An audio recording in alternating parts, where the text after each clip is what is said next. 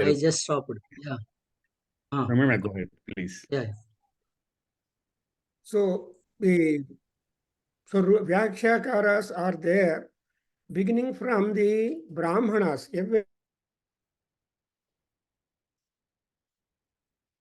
I don't know why it is getting unmuted.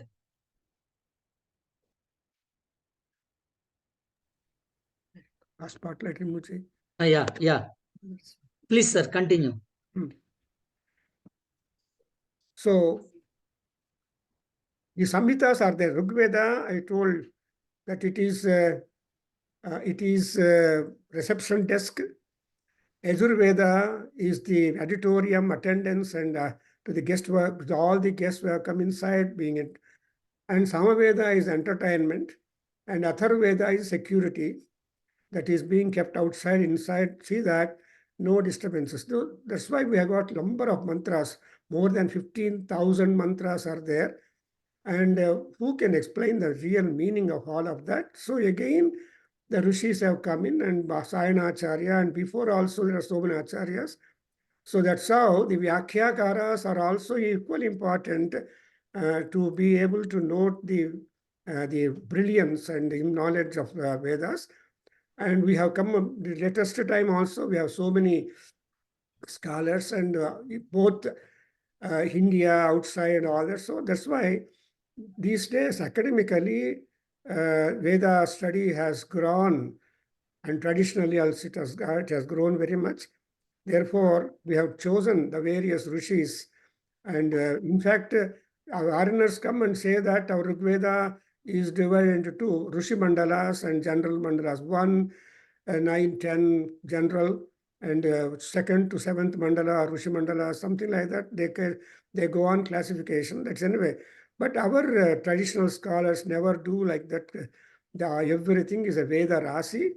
And Vyasa Maharshi has taken the trouble as compartmentalization of the various mantras into Ruk, Yajus, and Sama, and Atharva. And he has helped us to classification. And from them, that's why he gets the name as Veda Vyasa. Vyasa is editor. So Veda Vyasa means editor of the Veda mantras. So the rich literature is now available to us. And on the other hand, also not only the males are lucky, to male rishis are lucky, but even female rishis are also there. So there are these Shaivalni is going to represent to us some of the Rishikas. So Rishi and Rishikas have put together their head, multiple head, their head each other, and see that we have a tremendous plenitude of literature and knowledge connected to all branches of study, because human beings are different. Each person is given different karma. As Krishna said, Janma karma cha me vidhi. Me means everybody, take it out.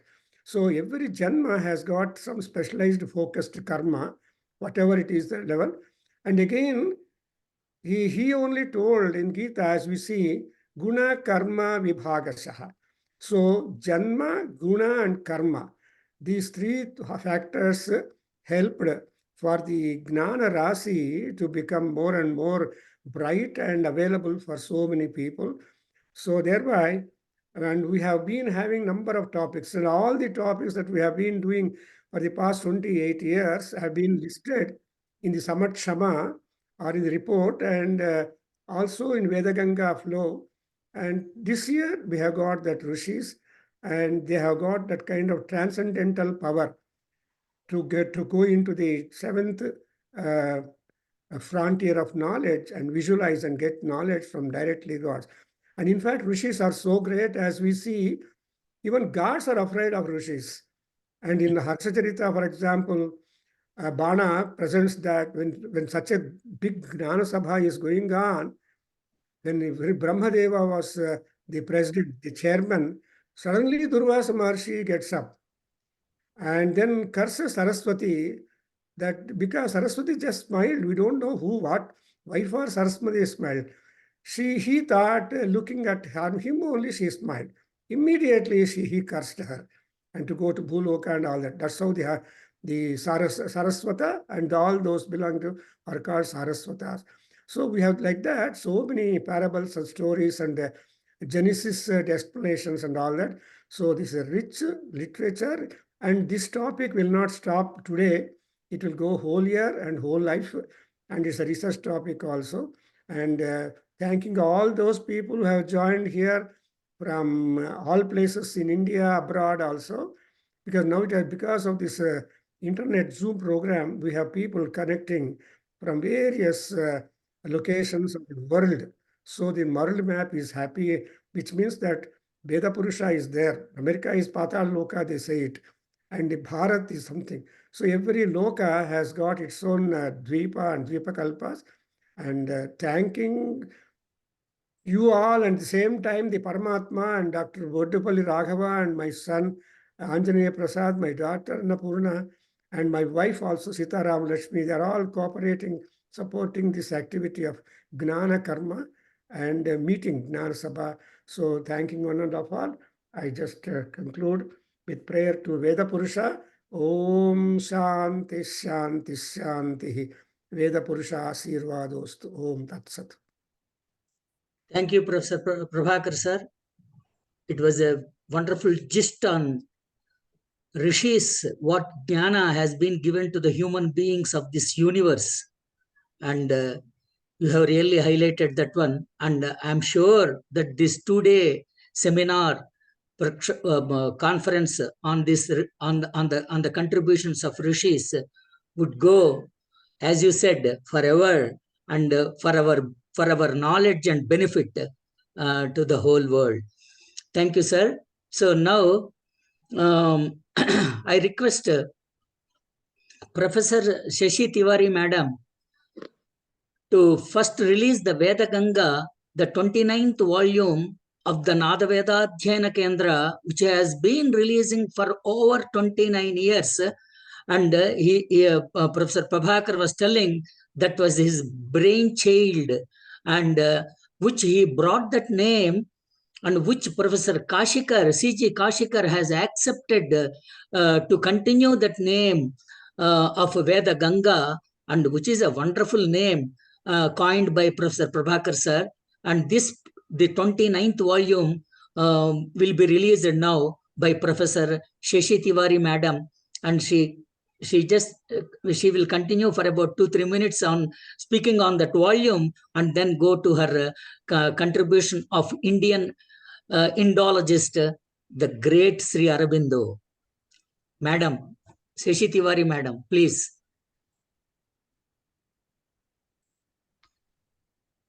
Thank you, Dr. Raghavan.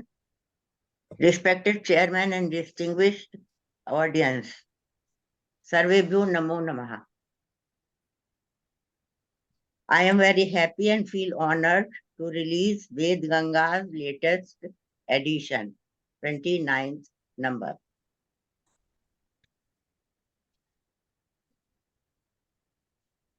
Veda Shiva Shivo Veda. Veda Adhyayana Sada Shiva. You can project on the screen.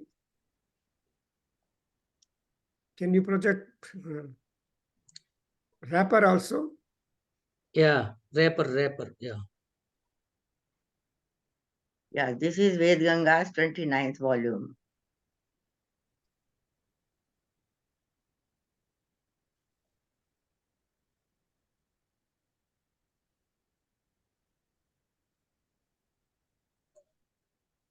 Go to back and front page. Yeah, you can continue, madam. I'll open the pages. Yes.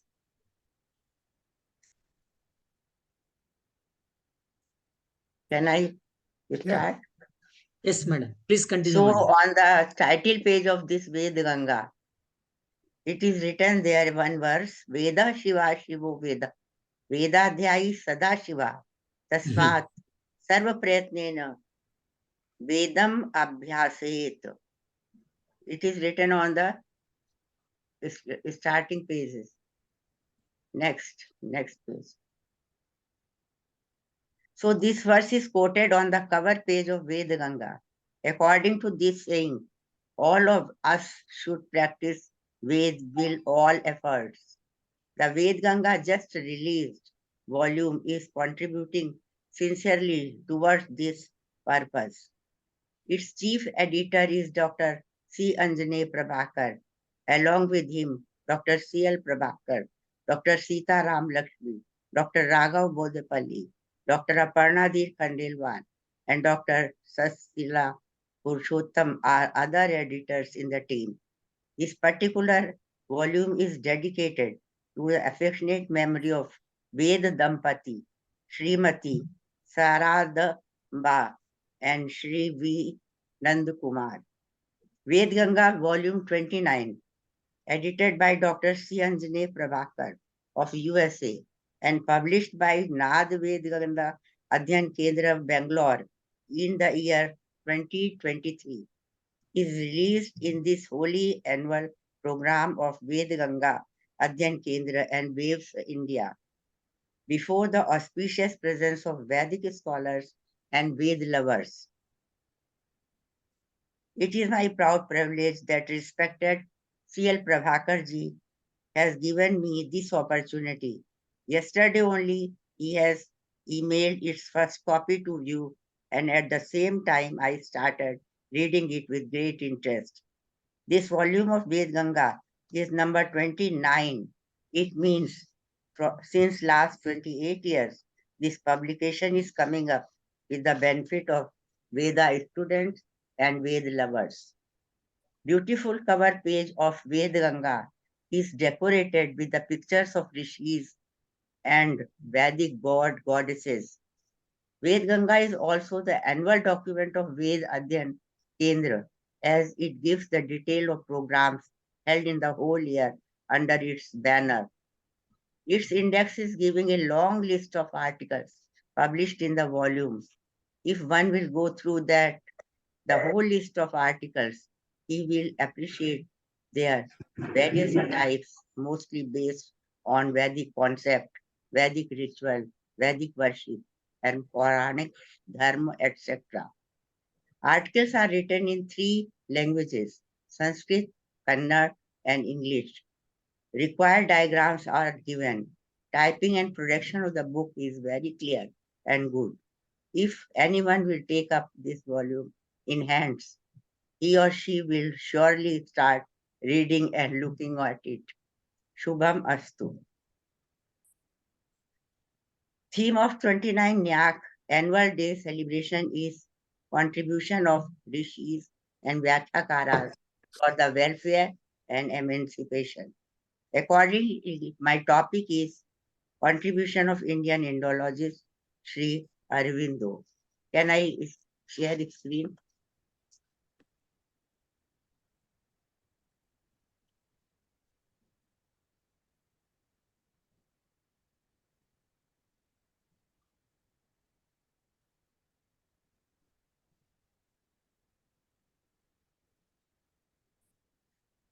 Is it okay? Yes, Okay. ma'am. How to get it here? It is cutting it. Yeah, target. I am just taking some time to adjust slide. Is it okay now? I Okay. think so. Yes, ma'am. So I will take only 15 minutes. Sure, Ancient ma'am. knowledge of our ancestors is documented in Sanskrit language in the vast Vedic literature revealed by Vedic seers, as Dr. Prabhakar was just telling us.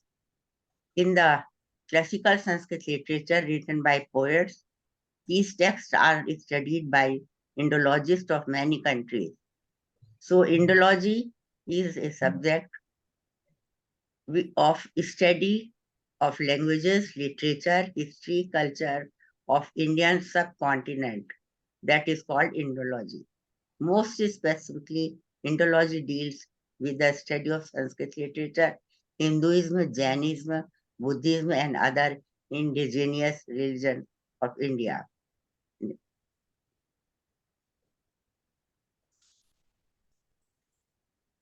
In 19th and 18th centuries, contributions were made by British and German Indologists in the field of Sanskrit literature and Vedic literature. Foreign scholars contributed variously. They were editing, they were publishing, they were interpreting many texts of Vedic literature. Some misinterpretations were also done by them. in that interpretations, in those Vyakyas. Many controversies were also created at that time and now is still floating in our society and our scholarly meets, etc. Indian scholars are also writing on the Vedic thought at the same time, but their researches were either ignored by academic work or they were away from publicity or they were writing in Sanskrit. That was the main reason no one was knowing each others. They were writing in English, French, or German, and they were writing in regional languages or in Sanskrit. That interpretations. So now it is the time to refute wrong and distorted theories, to study distinguished Indian scholars. And that by that only, if by through Indian scholars who are writing in English, these distortions, these misinterpretations will be removed, will be refuted. Indian scholars were also writing on Vedic thought, but their researches were rather ignored or academic world, or they were away from publicity. So it was very important that there should be a Indian Indologist who should write in English language. Their researches are based on Indian perspective also, and they will correct distorted views also. Among those who were writing in English on Vedic subjects are important Sri Arvindo, V.S. Agrawal, S. Radhakrishnan, Bal Gangadhar Tilak, R.N. Dandekar, Lakshman Swarup, V.S. Apte, P.V. Kane, and Satwalekar also, but he was mostly writing in Hindi. So, leaving Satwalekar up to Kane, these are the names who were writing. They started their giving explanations of Vedic views in their text, in their books. Many commentators of Vedas were at the time. Till that, you must be knowing that history of our this Vedic interpretation goes back up to 5,000 years. And there were ancient commentators as Yask, Sayan, etc., who were writing Yagic, Vyakya Paddhati. Then modern Western scholars were there as Gildner, Griffith, Bloomfield, etc. And they were writing on historical method. They were interpreting on historical method or comparative philology. Modern Indian were also, scholars were also there who were writing in different languages, especially in Hindi or Sanskrit. Swami Dayanand, Madhusudan Oja, Satwalekar, Kapali Shastri. There are many names in this field, but not sufficient. Those names are not sufficient. Sri Aurobindo realized the importance of Vedic interpretations, and he has explained certain concepts of Vedas, and all theory and realization is based on inner psychological and yogic significance of the Vedic hymns. His contribution is recognized in the field of Vedic studies also. He is known for his spiritual method of Vedic interpretations or for mystical meaning of mantras. He was born in 1872 and he was in this world up to December 1950. He went to England for his study at Cambridge University. Then he returned to India, worked with the Maharaja of Baroda. He joined the Indian movement of independence with British. But soon he left all these things and he started becoming a spiritual reformer, philosopher, yogi, guru, and poet, etc. He went to Pondicherry and they established a Sri Aurobindo ashram, and leaving politics, he started his spiritual work. In Pondicherry, yoga was his main subject. He was practicing his spiritual items. And these are the literary works written by Sri Aurobindo: Life Divine, Synthesis of Yoga, Savitri, Legend and Symbol, Secrets of the Vedas. So these are few books, but they reflect his thought, his views on interpretation in Vyakya Paddhati. He realized inner psychological and yogic significance of the Vedic hymns. The center theme of his vision was spiritual realization. So it can be said that his Vyakya Paddhati was Adhyatmik Vyakya Paddhati, Rahasyamayi Vyakya Paddhati. He started Vedic mantras reflect higher spiritual experience of the seers. They are mystic and profound with nature. So highest spiritual experience of Vedic rishis are reflected in the mantras. And that is why he emphasized that the person who have that high spiritual consciousness will realize the meaning of the mantra. Otherwise, wrong interpretation is always possible. And these things are written in the Secret of Vedas, the text written by him. Deeper insight came in from his own spiritual practice, because he was doing spiritual practice and he was having yogic insight. In the opinion, Ved is mystical. His book Secret of Ved is a study of understanding Vedic mysticism, the philosophical systems and symbolism and truth of the Vedas.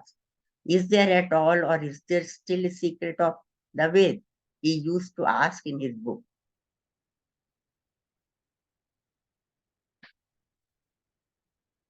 Ved is mysterious according to his opinion, and his book is a study to understand Vedic messages. And this is, I think, a repeated slide. So these are few examples of deities who were explained by him in his books on the basis of spiritual symbolism. Indra is giver of light and thought forces. Agni is the luminite will and divine force. Surya Savitri is created and increased. Brihaspati is the power of soul. Ashwin is the lord of bliss. Ribhus, artisan of immortality. Vishnu, the all-pervading Godhead. Som, God of delight and immortality. So the all gods are symbolic for the spiritual, any spiritual subject or concept. This was his opinion.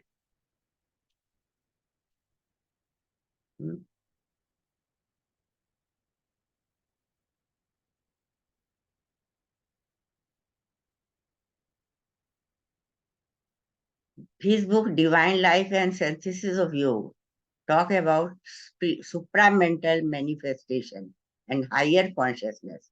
Supramental and supra-spiritual and high consciousness, these are the terms used in his book many times.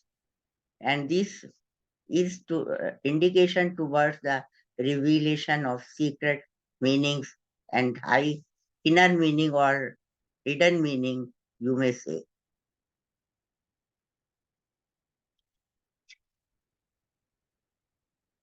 What is the contribution of Sri Aurobindo? As we are talking about again and again that he said spiritual meaning should be brought out from the Vedas, and they are the revelation of inner truth, higher truth. Sri Aurobindo has said it is very clear that the Vedas were preceded by a very great civilization, a very powerful stage of civilization. He rejected Western Indologists and theories related to Vedas in his writings. He regained authority of Indian knowledge tradition. And this is the most important contribution by Sri Aurobindo, regained authority of Indian knowledge tradition. And I am finishing my talk, and namaste to all of you. Namo Namaha.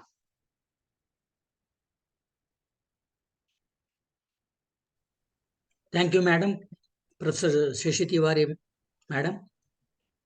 It was a great talk in a very brief time of 15 minutes and on Sri Aurobindo. So, Sri Aurobindo, as you said, is a Rishi.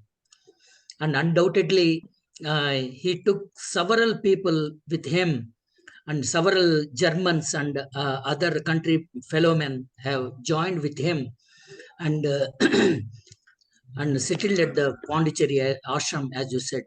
So, Professor Prabhakar sir, would you like to have any comment?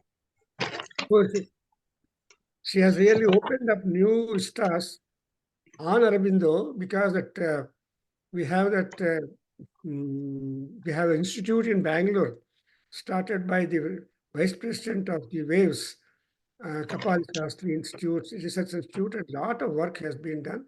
So Aurobindo is one of the important rishis who has contributed greatly and inspired so many people, drawn the attention of many people. So Aurobindo is a book by itself. So, and thank Dr. Shashi Tiwari, the president of the Beryl Association for Vedic Studies now, and she is doing a wonderful job. Compliments and namaskarams. Thank you very much, madam, for your presence and talk, because you're too busy, and you have also given value for what is going on in other chapters also. And Bangalore chapter focuses now. Thank you very much for your presence and comment and appreciation of Aurobindo's work, because contemporary scholars are also there who are pushing Veda into the desk of everybody. Of course, old rishis and other commenters are there, but desk to go is only the contemporary rishis, are like Aurobindo, Vivekananda, and all that.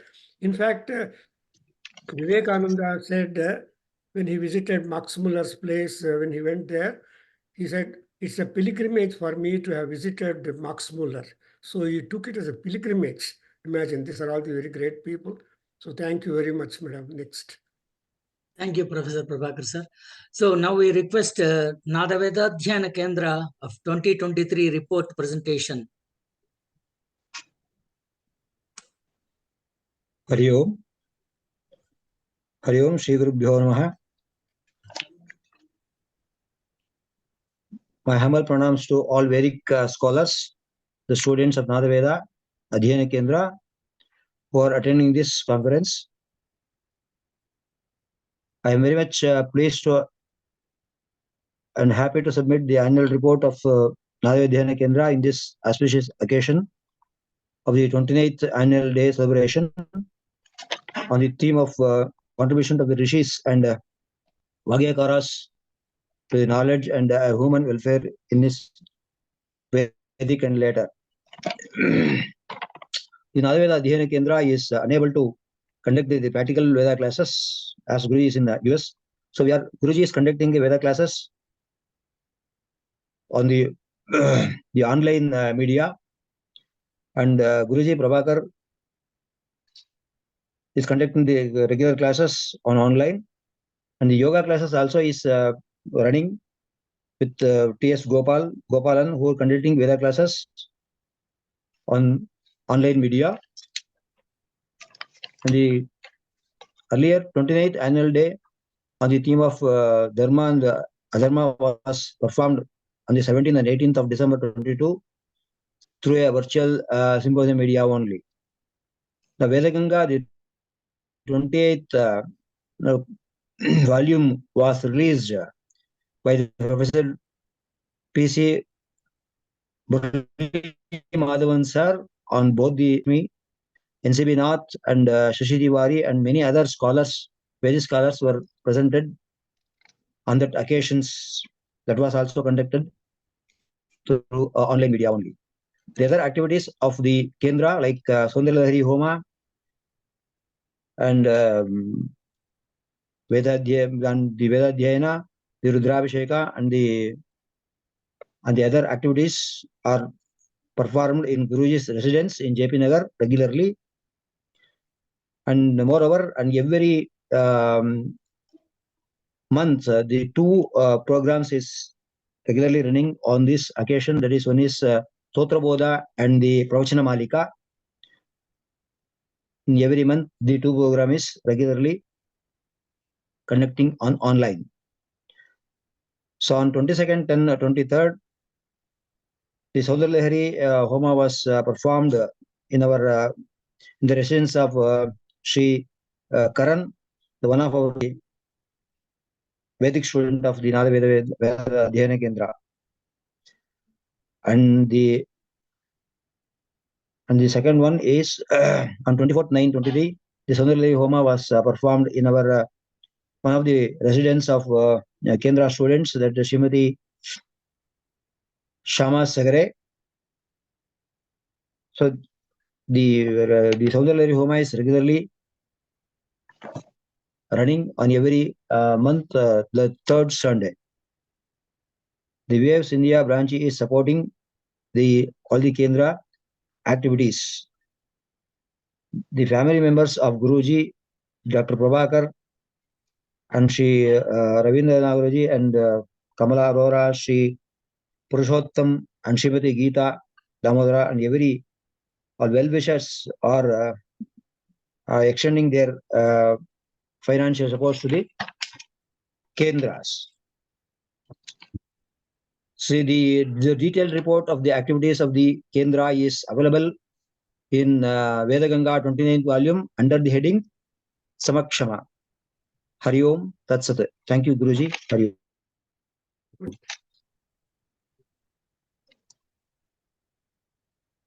So thanks, Vasant. He is making the Sanskrit, the Veda classes in India, in Bangalore, live by drawing more and more students to learn Veda mantras, suktas and all that. So when I am here, he is taking the torch and making it available for all people.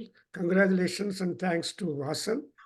And also the prayer was done by Mahesh. Both of them are very good, sincere students of one Veda student.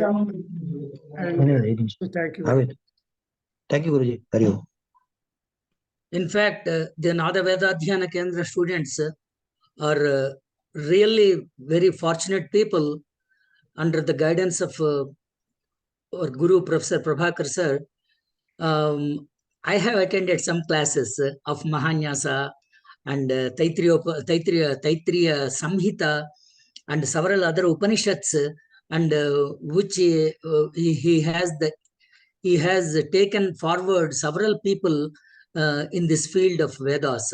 And thank you so much, Vasam Garu, for your report presentation. So now we request for Waves Bangalore chapter report presentation by Dr. Srimati Kamala Arora, Secretary of Waves Bangalore chapter.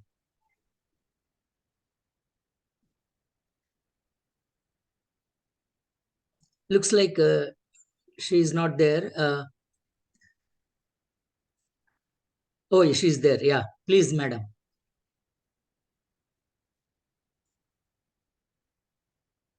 Madam, yeah, not muted, but Pooja is presenting the report, and I'll be reading a paper on Shri Satyasai.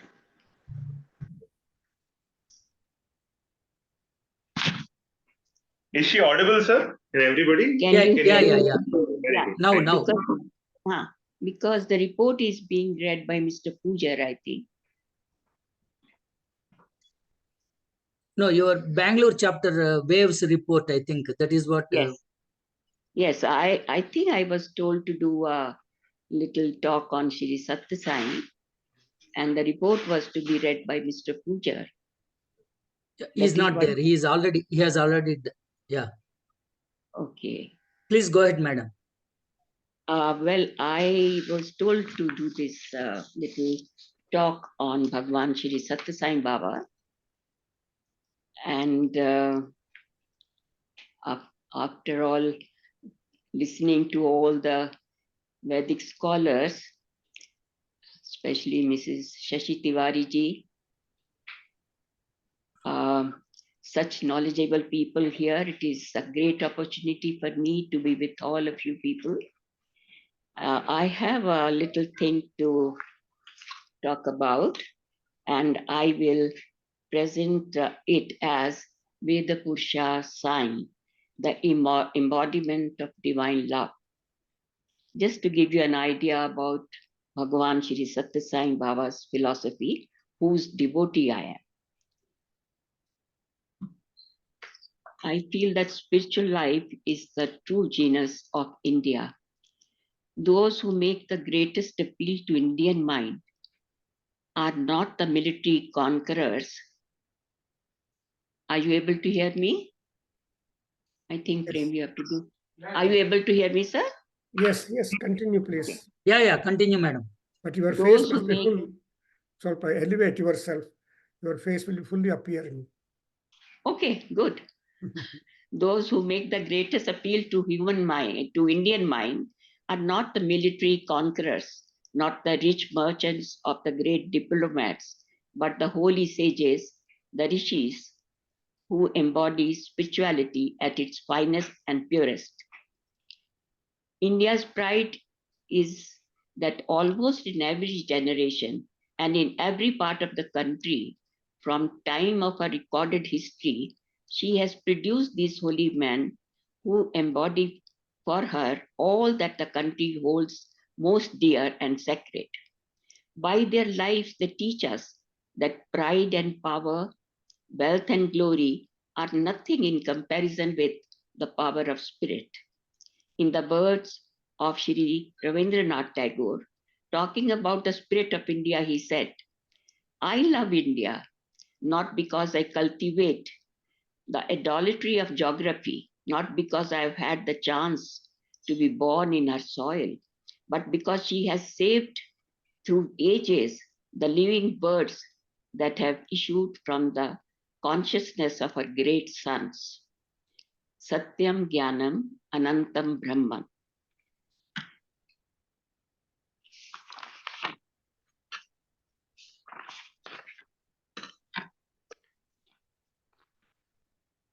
Humanity is at the crossroads today.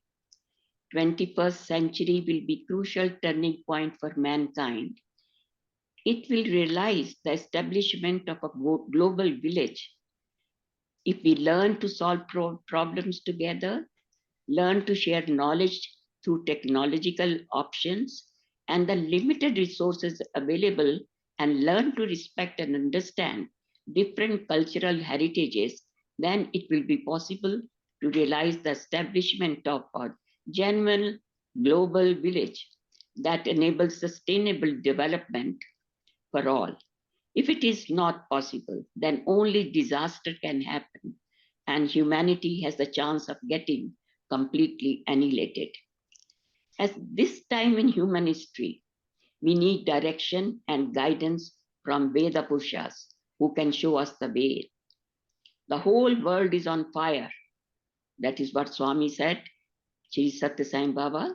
I have therefore come to put down that conflagration. In these words, Shri Satya Sai Baba summed up the world crisis and gave an assurance of resecurity.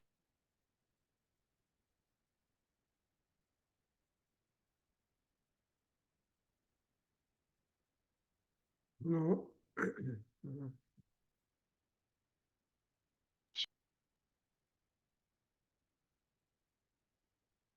Madam, you are muted. Madam Ji, you have muted yourself. Hello. Can you hear me now? Yeah. Okay, I just do read this little one again. To a world steeped in materialistic pursuit, Shri Satya Sai Baba suggested for the welfare of the world at large, the conscious awareness of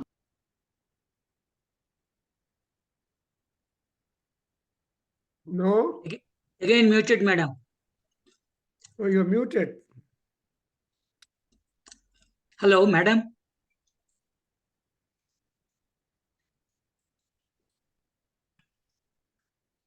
Madam Kamala? Yes. Now she can. Can you Yeah. hear me? Yeah, Okay. yeah. So, I'm sorry, I'll go back a little then.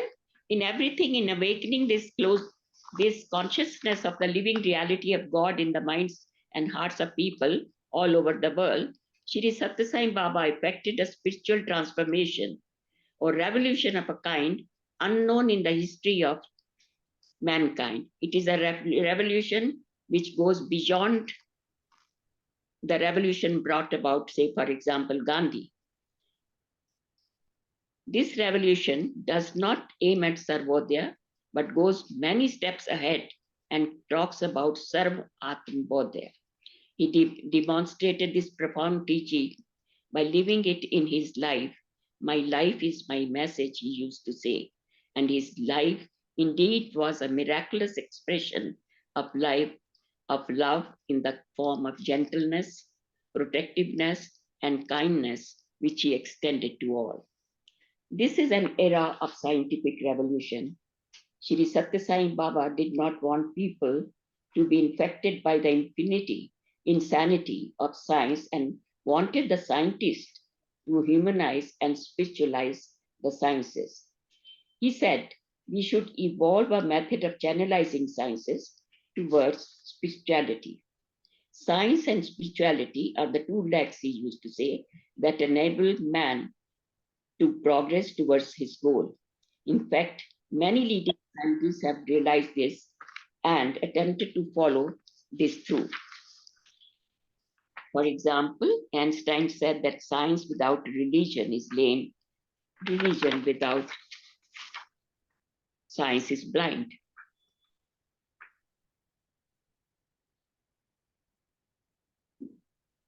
It seems, Dr. Millicon said, that the two great pillars upon which all human well-being and human progress rest are first the spirit of religion and second the spirit of science and knowledge. Neither of them can maintain its highest effectiveness without the other.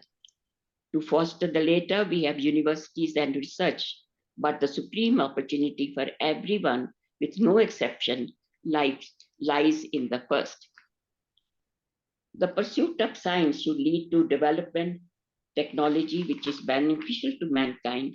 However, that is not always the case. While there are nuclear reactors to supply energy for human consumption, there are also nuclear bombs for annihilation where there is cloning. There is also the danger of manipulating stem cells research with disaster consequences. The high-yielding varieties of seeds come with the danger of terminator gene technology. What is that? Almost every invention has the potential of being misused. Why? This is the question we must ask. This perhaps is because of the disconnection of science from spirituality. Science is value neutral. It is spirituality that brings in the values. Satya Sai Baba emphasized the human values of Satya, Dharma, Shanti, and Prema to be the foundation of all human progress. The problems of the world, of course, are many. Science has made possible many ways of connecting people with each other across the globe. However, these also lead to conflicts. When we see the world today, we see the duality.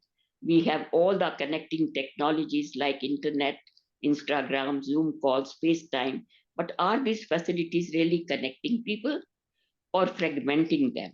People sitting next to each other seem to be so engrossed in the virtual world that they fail to connect in the real sense with the person sitting next to them. Similarly, as regards the potential disruption caused by new technologies like artificial intelligence, we need to find a mechanism for global cooperation around issues like how to prevent an AI arms race, for example, how to prevent different countries racing to build autonomous weapon systems and killer robots. Unless we have global cooperation, we cannot stop that because every country might say that, well, we do not produce killer robots. It's a bad idea, of course, but we cannot allow our enemies to do it before us. So we must do it first. So we must learn to solve these problems together, learn to share knowledge and new technological options, and to share the limited resources available to man. This is the first time in history that all human beings on earth are faced with learning to work together, to live together as one family in a global village. The time for finally realizing that the planet Earth on which we live is only finite in space, capacity and natural resources are finite. This is necessary awakening for the survival and sustainable development of mankind. Man has started thinking that the earth belongs to him and that all earth's bounty is at his disposal. But he needs to understand that he is not the only living species on earth. He is but a small part of creation. The creation provides him with multiple resources, and he needs to respect them and also respect his fellow beings. A simple virus like the coronavirus has proved how fragile is our existence. It is imperative that he understands that the earth does not belong to him, rather, he belongs to the earth. But how's Veda Purusha, Shri Satya Sai, going to help the humanity? How can he bring awakening of Sarv Atam Bodha in people? At the age of 14, Sai Baba threw away the school books and told his sister-in-law, I'm going, I do not belong to you. I have my work. My devotees are waiting for me. And what was his main task for which he was going? He said the establishment of dharma is my aim. The spread of dharma through teaching is my object. The Vedas are the root of dharma. My task is to open your eyes to the glory of the Vedas and to convince you that Vedic injunctions, when put into practice, will yield the promised results. My prema towards the Vedas is matched only by my prema towards humanity. My mission is fourfold, he said.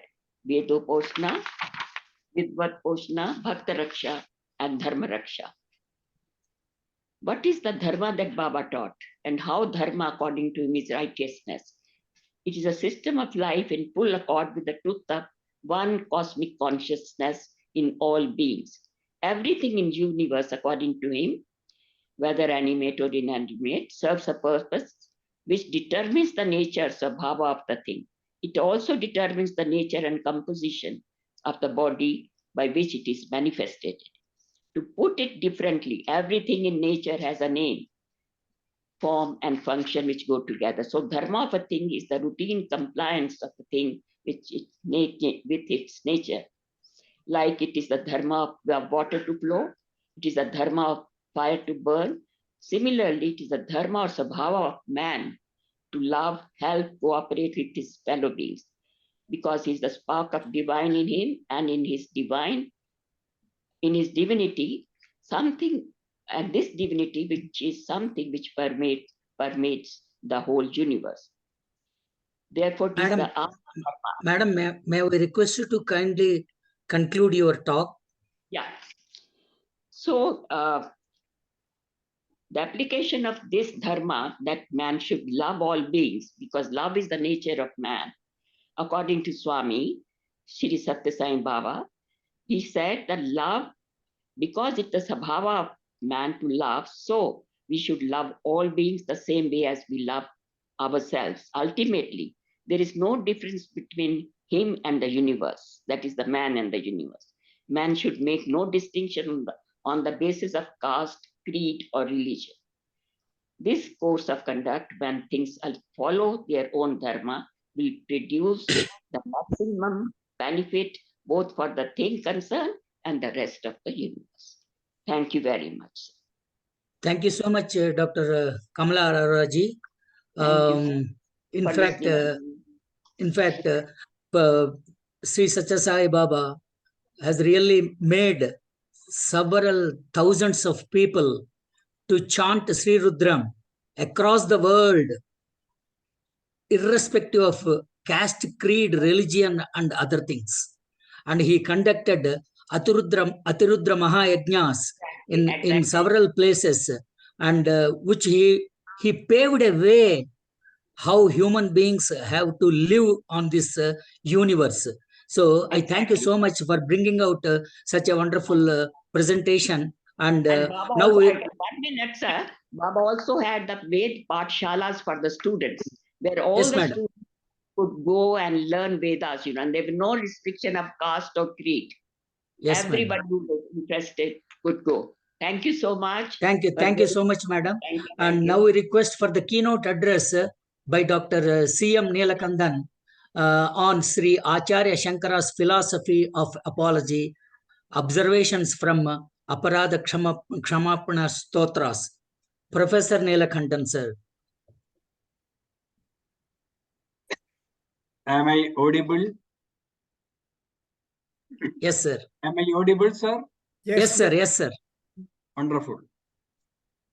Sadashiva Samarambham Shankaracharya Madhyamam Asmad Acharya Paryantam Vande Guru Paramparam.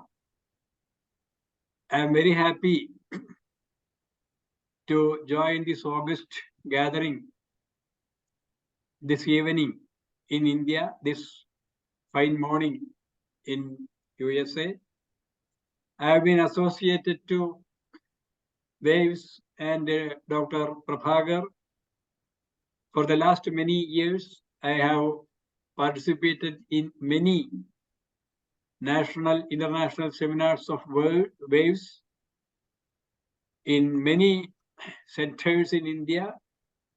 When Shashi Tiwari was the General Secretary and Prabhakar was leading the association in many ways, in many academic discourses, seminars. My many papers have been presented in Veda Ganga. So I am happy to associate with the activities of Waves again. I am suffering from cold, so I would be speaking very briefly. From Kerala, there are two friends, senior friends of mine, who is participating in this 2-day seminar, Dr. Rajendran and Dr. Murali Madhavan. This time, I have introduced two new young friends, Dr. Geta Shiv and Dr. Rachana Narayananguti. Both are reputed dance artists. Geta Shiv in Mohiniyattam and Rachana in Kuchipudi and other classical dance forms. They will be presenting papers, I think. So from Kerala, we have good representation in this seminar also. Very briefly, my point of presentation is, as already stated, the philosophy of apology presented by Sri Shankara. What is the philosophy of apology? Now, philosophy, Vedanta philosophy has many dimensions, as all of us know. In its earlier stages, in the treatment of Vedanta, in the works of Shankara, it is dialectics, highly humanistic, highly intellectual, culminating in the oneness and holiness of the energy, the God, that is the energy of the universe as well as the energy of the self, and the self culminating in the universal self. And in the modern time, what we call Neo-Vedanta or New Vedanta, which got importance under the eminent scholars like Swami Vivekananda. It has got many new dimensions that we know. It has become humanistic, more humanistic, practical oriented. It has contributed to the Renaissance movement, freedom movement, the upheaval of the downtrodden and oppressed community of the whole country, and as well as the strengthening of women power, or giving more strength to the marginalized section of our society, in a way, women empowerment also. So these are all multi-dimensions of Vedanta. And we know that in the Bhakti cult, in the period of Bhakti cult, also there was some very important dimensions of Vedanta philosophy, the spiritualism, spreading the ideas in the midst of the common people. So in this way, there are so many dimensions, multi-dimensions for Vedanta, for spiritualism, for Vedanta philosophy. And Sri Shankara has written or has spread these ideas in many of his works, in Prakarana Granthas, Stotras, and Bhashyas on Shankara, on Brahma Sutra, Bhagavad Gita, and the Upanishads, which are his magnum opus works, which are which deal with the highest intellectual aspects of Vedanta. Prakarana Granthas like Dashashlogi, Shataslogi, Mohamudgaram, etc., that deal with Vedantic principles themselves in a more common way, that in a more easy way, that can be understood to the common people. And again, the bulk of Stotra works, more than 60, some according to some nearly 100, that spread the same ideas with eulogy, prayer, praise, beautiful slokas related to various gods that the common people worship in their life. So among them, there is one very important stotra that have just mentioned here, introducing my paper, Shiva Aparadha Ksamapana Stotra. That is called Shiva Aparadha Ksamapana Stotra. Ksamapana means apology. For what apology? When apology becomes important in our life, apology becomes important when repentance comes. Repentance, prayaschitta. When repentance comes, apology becomes important. So when repentance and apology comes in our life, important in our life, when we rethink, when we realize that whatever we have to do in our life, whatever we should do in our life, when we live energetically, whatever we cannot do, whatever we should do, but we cannot do, then when we realize that, we become repentant and we become apologetic. So Shankara has explained this aspect of life thinking through his philosophical vision in some stotras, in some very, very crucial, very important stotras like Shiva Aparadha Ksamapana Stotra. Shiva Aparadha Ksamapana Stotra is included in his stotra works, which are about, I told you, about 60 to 100. And this compilation of his stotra works are now getting many. And Shiva Aparadha Ksamapana Stotra is a stotra in 15 verses. And in all these 15 verses, Chandavyo Me Paradha, Shiva Shiva Shiva Bho, Sri Mahadeva Shambho. All the 15 verses are ending with the prayer, Chandavyo Me Paradha, Shiva Shiva Shiva Bho, Sri Mahadeva Shambho. Oh God Shiva, I apologize before you because I have not done my duty to you in the proper way. Chandavya. So you please, you show Kshama to me. So all the 15 verses, it is very beautiful, very important.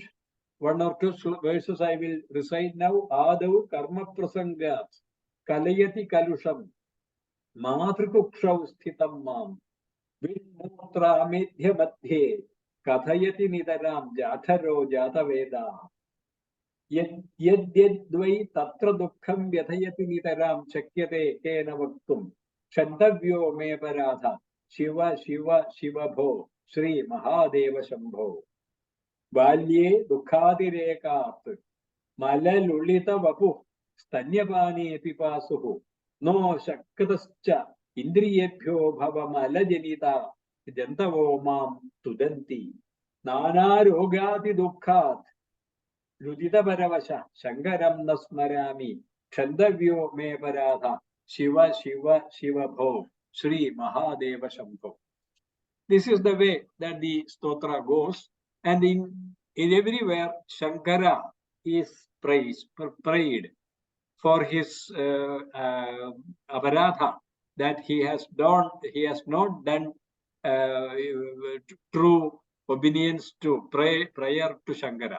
Here Shankara is the symbol of the ultimate reality. Shankara is the symbol of the ultimate reality, Brahma, the ultimate truth, ultimate energy, ultimate reality that is conceived in Vedanta. It is personified as Shankara here. And in all the 15 slokas, Shankara says that whatever thing I should do to realize the omniscience, omnipotence, omnipresence of the ultimate reality in the different stages of my life. Balye, Yauvane, Jividasayane, Andime Vayasi, when being in the last minutes of life, in the brim of death. There are so many instances in life where I should have remembered the power, the importance of the ultimate reality. But in all these stages, in Yovana, in Balya, in Yovana, in Vardhakya, in any stages, I did not do my duty of realizing your presence, your omnipotence, omniscience, omnipresence, and your power, your importance.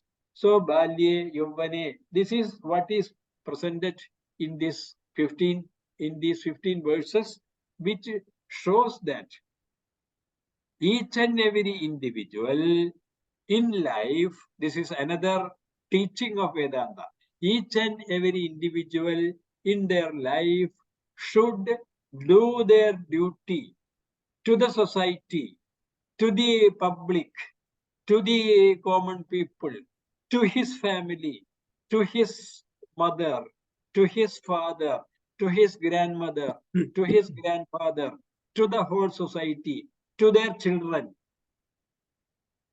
in the proper way, in their life when they live itself. If they don't discharge their duties or their wishes, their well wishes to the society, to the family members, to the friends, in the life itself, in the proper way, at the end of the life, when they are in deathbed, in the last moments of the life, they will feel, each one of us will feel repentance. And that repentance will make us have apologize to the ultimate reality. But what happens in the end of the life, in the last minutes of our life, in the deathbed, if we get repentance and apology, there is no use because time has gone. Our youth, our energy, our good time has already lost.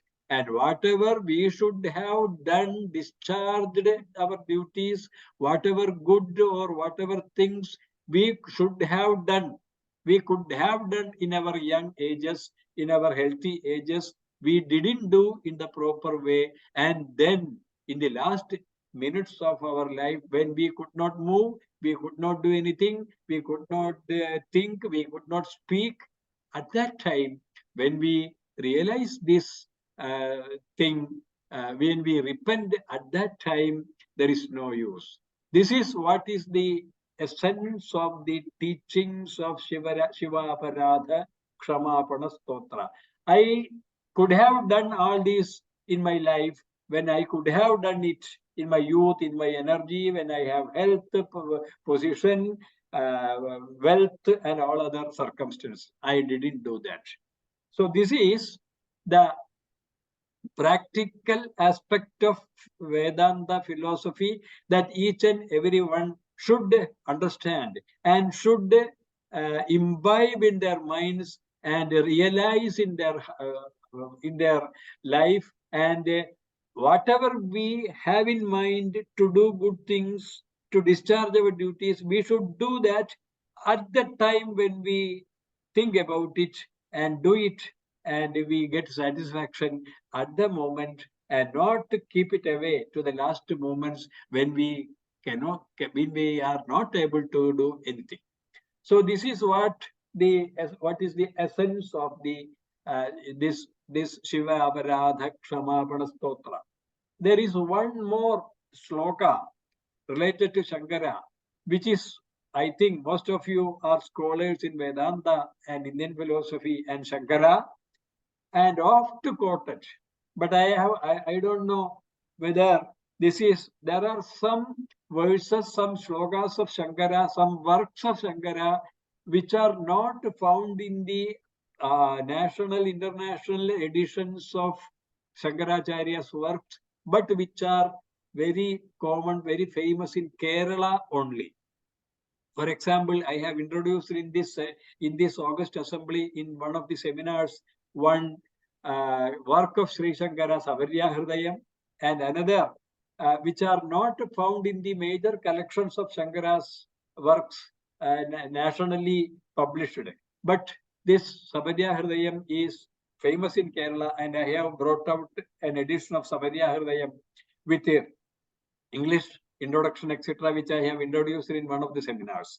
And another, the most important sloka, the most world-famous sloka of Shankara praising Mother, Astam Tavadiyam, Prasuti Samaye, Durvara Shula Vyatha, Nairuchyam, Tanusoshanam, Malamayi Shayaja Samvalsari, Egasya Vija Garbha Bhara Bharana Kleshasya Yasya Akshamo Dadum Nirvridim, Nishkridim, Unnatopi Danaya, Tasmai Jananyai Nama. This world famous unique prayer to praise to the Mother, that is not commonly found in the collections of Shankaracharya's works. It is famous in Kerala only, and it is included in the Matru Panchakam stotra of Shankara attributed to him, and the Matru Panchakam begins with this Astam Tavadiyam. Likewise, there is a sloka quoting which I will conclude my keynote address related to the topic. I don't know, you can, the August, the famed great scholars assembled here. If you are familiar with this sloka, you can comment after my lecture. This is Rupam Rupa Vivarjitasya Bhavato Dhyanena Yal Kalpitam.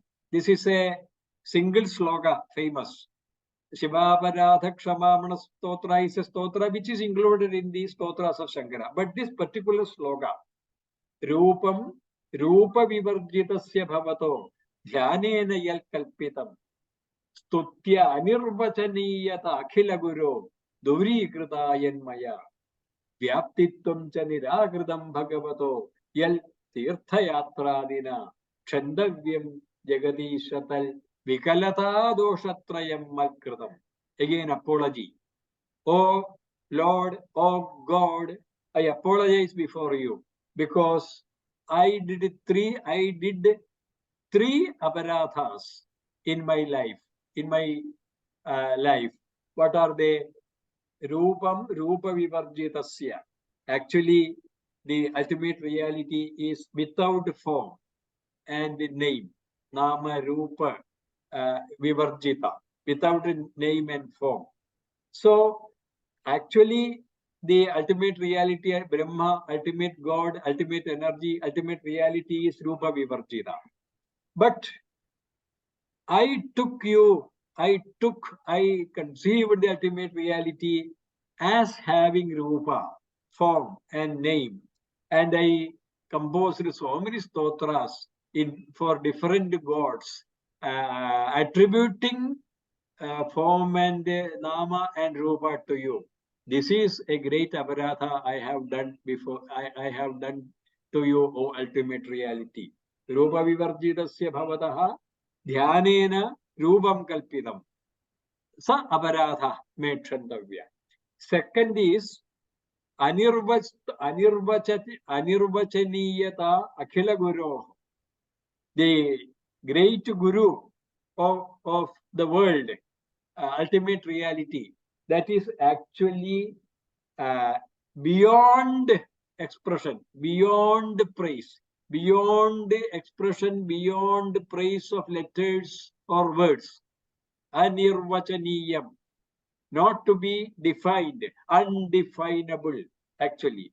But I tried to define this ultimate reality.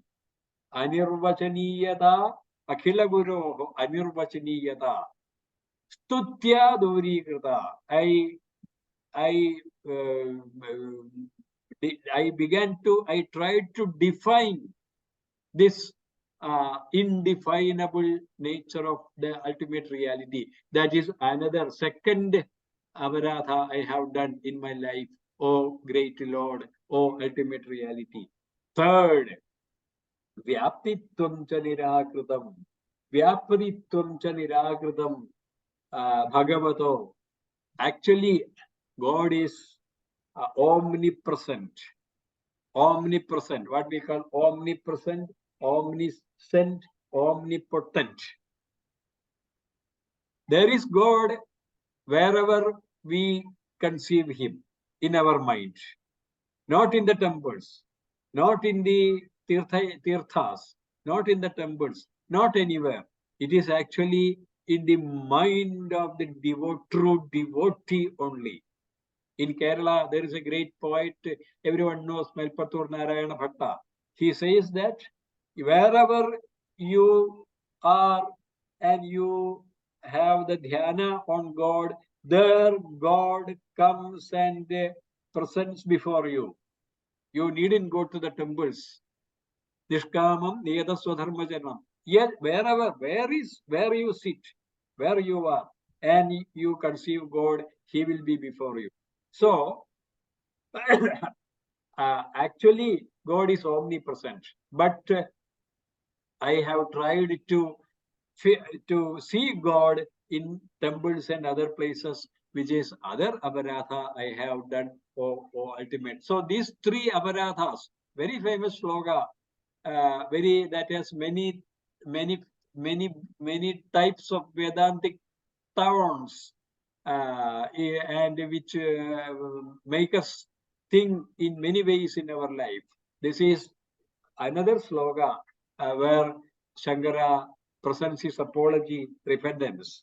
So all these remind us of the fact that, all this teaches that whatever thing we have in mind to do properly for the society, for our family, for our friends, for our country, we should do whenever we feel that it should be done, not to keep it away to the end of our life when we are unable to move, unable to think, unable to do anything. So you do it accordingly. This is the philosophy of Shankara. He has revealed, he has presented through these apologies, and this is very important, and we should imbibe this aspect of these are what we call the practical aspects of Vedanta. This is why we call the new phase of Vedanta as practical Vedanta, which was inaugurated by Swami Vivekananda, and later it was taken over by great scholars and the saints of the order like Ranganathananda, etc., etc. And this has been very useful for the revival of the society in total, in many ways, upheaval of the downtrodden and oppressed and marginalized section of the society. So this is the most important aspect of Vedanta, one of the most important aspects of Vedanta that we should imbibe, and it is hinted by Shankara through these two. One, Shiva Aparatha Kshamapana Stotra, and another, this single sloka, not entitled in a particular way. And I think, I don't know, you can comment, it is very famous here in Kerala version attributed to Shankara. So this is what I have, and I will conclude my short presentation in citing one of the very important akhyanas or novels, narrations in the present day. Sri Ananda Neelakanthan, many of you know, he is from Kerala. He is an Anglo-Indian writer, and he is writing so many akhyanas based on our Puranas in English. And he has written on Ravana, he has written on Duryodhana, he has written on Bhima, so many classical works he is writing, and they are very important, revealing the innermost heart feelings of the Purana heroes and characters. And in Ravana, Ananda Neelakanthan is beginning the work with the thoughts of Ravana when he is in the battlefield, lying with the arrows of Ravana hit in his heart, and he is going to die. He has not become dead, but he is just going to die. He cannot think more. He cannot move. He is in the battlefield in the last minutes of his death. He cannot do anything. His hands and legs and other things are not moving. He cannot move. Jackals and fox and wolves in the smashana, in the battlefield, are running around his body, and they are biting the pieces of flesh from his hand, belly, and legs, and etc. Wolves and eagles and vultures are, his eyes are being bitten by them. In that last stage, Ananda Neelakanthan has presented that stage of Ravana in a very touching manner in the Akhyana, Ravana. In the last stage, Ravana thinks about his past life. Why I have done all this injustice, wickedness? How? Why? For what? Because in the last stage, he has done injustice to Sita. He has done injustice to Rama. He has injustice to Vibhishana. He has done injustice to his own beloved wife, Mandodari. So many injustice that is not fitting to the normal thinking and activities of a hero like Ravana. But what is the use of repentance in the last stage, in the last minutes, last seconds of the life? He should have realized these injustices when he is active, energetic. Then he would have won more reputation in the life. This is how Ananda Neelakanthan presents the character. So this is again pointing to the fact, pointing to the most important philosophy that is presented by Shankara in his through his Shavamana Stotras, and this is what we should learn. studying Vedanta, following Shankara, the many practical aspects. One of the practical aspects that we should do things in our own life when we are active, energetic, we are healthy. Don't keep it away to the last moment. Then we cannot do anything, and we will feel only repentance. This is what I have to present, my friends. I am very happy to be with you in this August Assembly, and I will be listening to the learned papers of present here, including my young friends from Kerala. Thank you all. Thank you, Professor Neelakandan sir. And just telling one word, we would go to next presentation by Dr. Prasad. And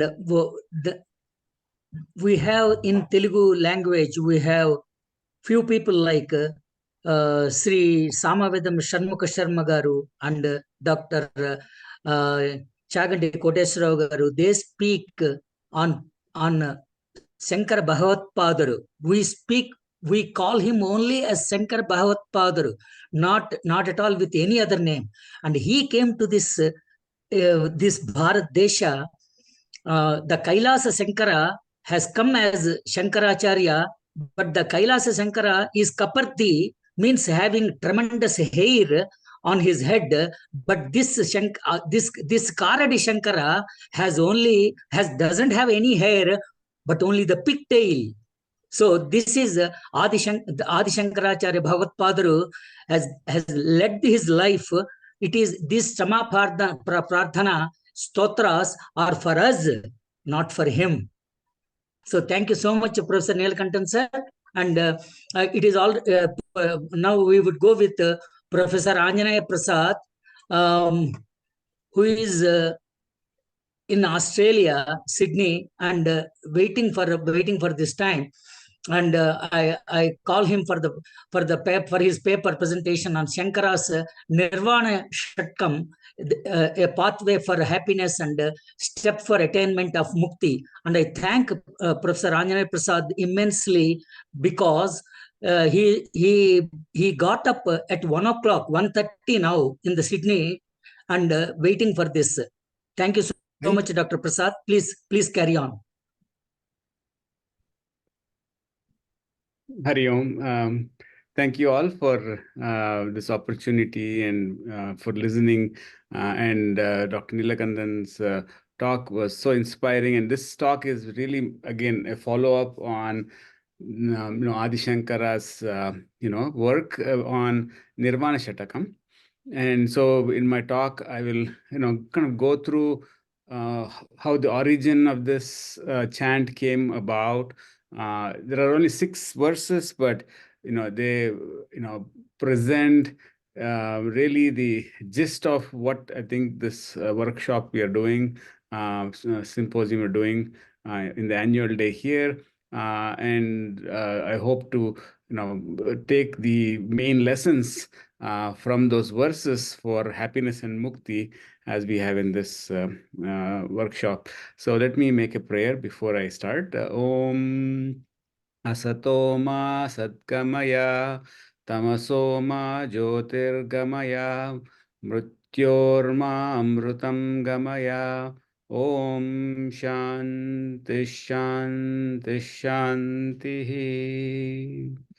So the Nirvana Shatakam, origin again is not very much documented much, authentically, but it is said that when Shankaracharya was a boy, he had this encounter with a sadhu, who kind of, for whatever reason, asked him, "Who are you?" And that question was so profound that Shankara went into a sort of meditation to understand really how to answer that question. And I think he got a lot of ideas, and then he kind of documented them as part of the Nirvana Shatakam, also called as the Atma Shatakam. And why did he name this as Nirvanam? as a way to answer that question is kind of very interesting. And I think it very nicely fits with our theme, which is the contribution of, in this case, Shankara, for us to really understand how to imagine nirvana as a way of attaining human welfare and emancipation. So if you look at the pure meaning of nirvana, it is said in many ways to be, something that represents complete equanimity, or ultimate peace or tranquility or complete freedom, and this feeling of supreme joy, right? So this is all of the kind of ideas we get when we think of nirvana. And so what is sort of the way Shankara has expressed, these ideas for human welfare and emancipation is part of this.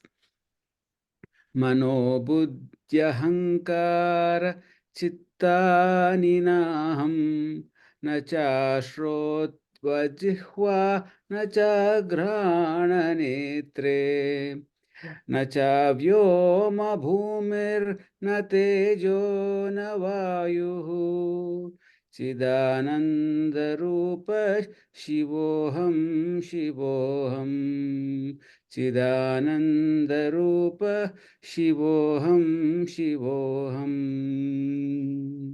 So here, like we define nirvana, so Shankara has expressed nirvana as a way of formless existence. And Professor Neelakandan also mentioned about this, omnipresent, everything of the Brahman, right, or the Atman. So this is really, again, if you look at this composition of Shankara, and if you can believe the story that he was writing at the age of 80 years old, you can see this is kind of where the root of the Advaitam philosophy that he, really taught all of us, is coming from. So, so at the heart of it, this Nirvana Shatakam is Advaitam, right? Because he is, answering this question, who am I? Is it, my form, right? If you think about our existence, we think of it as in the sense of form, where we have this sort of presence of we are here, we are existing. It is this intellect or ego that is making me feel that this is me, this is who I am, or our sense organs that give us the feeling of presence, in terms of hand, legs, and all of the nose, and all the senses that we have, and also experiencing earth. We can touch the earth, we can feel gravity, we can feel fire, we can feel air. So what Shankara is basically thinking here is to answer the question, am I all of these things of presence and the feeling of presence that I have, which defines who I am? But then Shankara immediately recognizes that, well, those form of these presences are, again, very limiting definition of who I am. Who really I am is I am Shiva.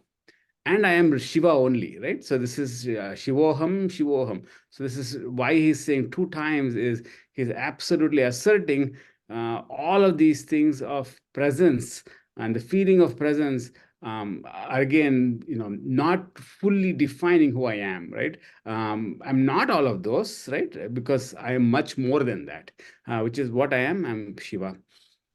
So if you go to the verse 2,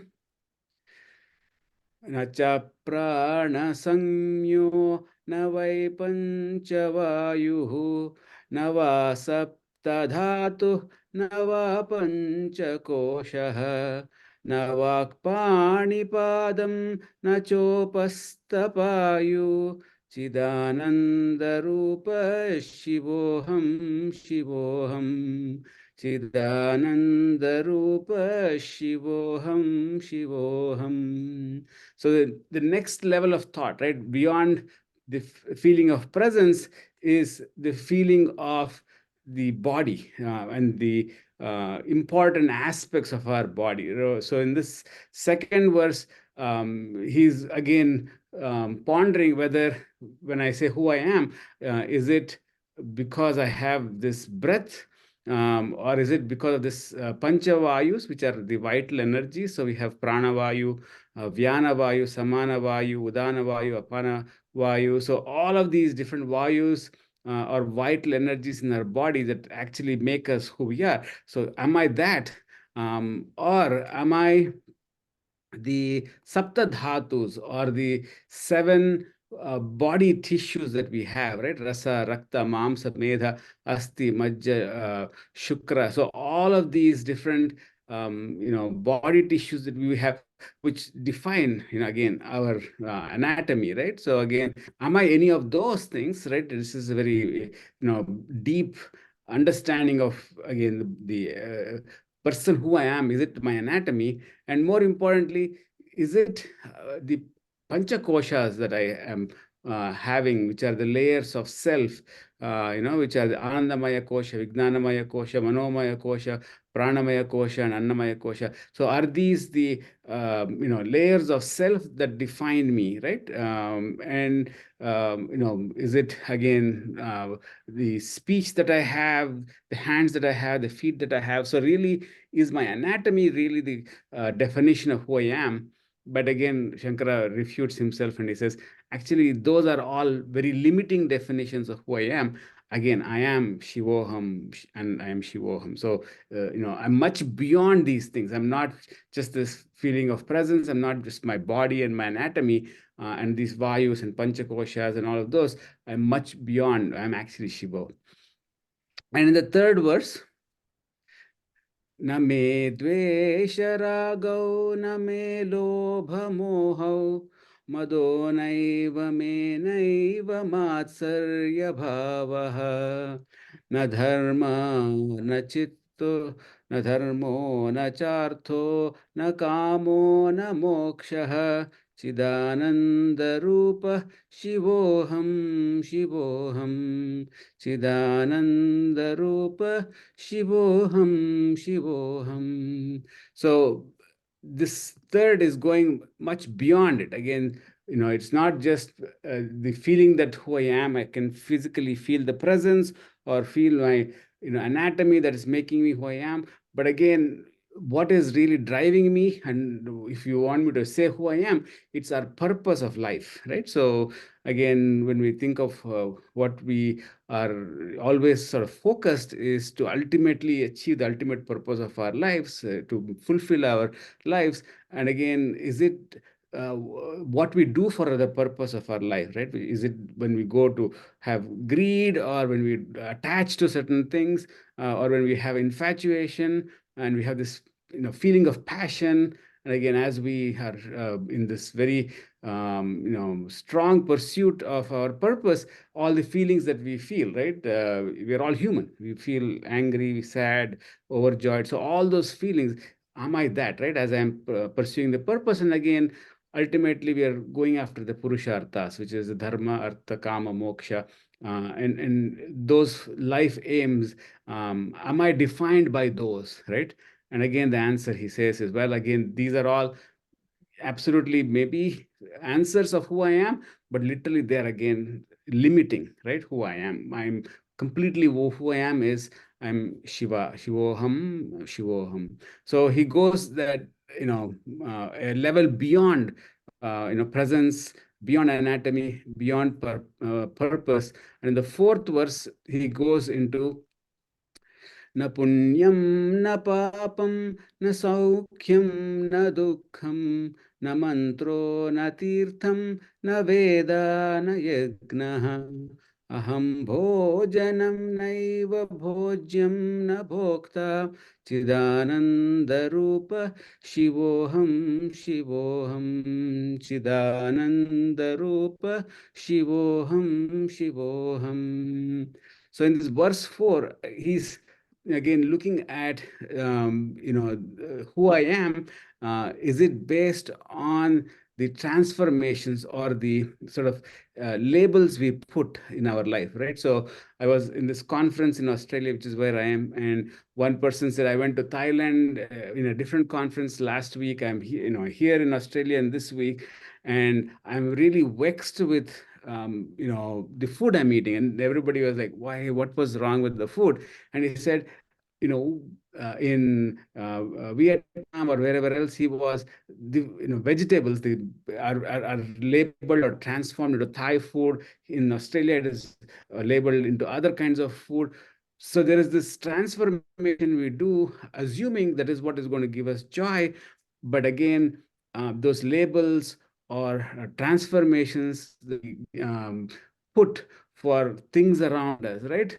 Is that what again defines who I am, right? So if I am in the temple, am I the person who's, a sacred person? If I'm reading the Vedic scriptures, am I the person who's pursuing sacred knowledge? Again, as I'm experiencing things, right? These transformations that we do with food, with drinks, again, am I those transformations? But again, that's what we do, right? We look for favor, we look for labels for good and bad and all of that. And so am I defined by those labels? And then he says, well, again, those are limiting. I am actually not any of those labels. I am Shiva. Shivoham, Shivoham. I am Shiva, I am Shiva. So in this fourth verse, he's getting really to the root of where he thinks the answer for who I am lies in. So in the fifth one, he goes, न मृत्युर्न शङ्का न मे जाति भेदः पिता नैव मे नैव माता न जन्म न बन्धुर्न मित्रं गुरोर्नैव शिष्यं चिदानन्दरूप शिवोऽहं शिवोऽहं चिदानन्दरूप शिवोऽहं शिवोऽहं. So again, is it in the form of labels of good and bad that define who I am? And is it really, again, ultimately the role I'm given, right? I'm a father, I'm a professor, I'm a student, I am a neighbor. Again, we have these identities that we take based on the roles we give ourselves and how we look at ourselves in context of our families, friends, and the entire society. Again, he's saying, is that again what defines me, right? Or who I am is based on these roles that I'm being given, or even the caste that I've been again labeled as, right? And so, am I that again? The answer is no, right? It is still limiting. Shiva, Shivoham, Shivoham. And so the sixth verse is the most important and ultimate verse, right? Which summarizes the essence of all of the 5 works.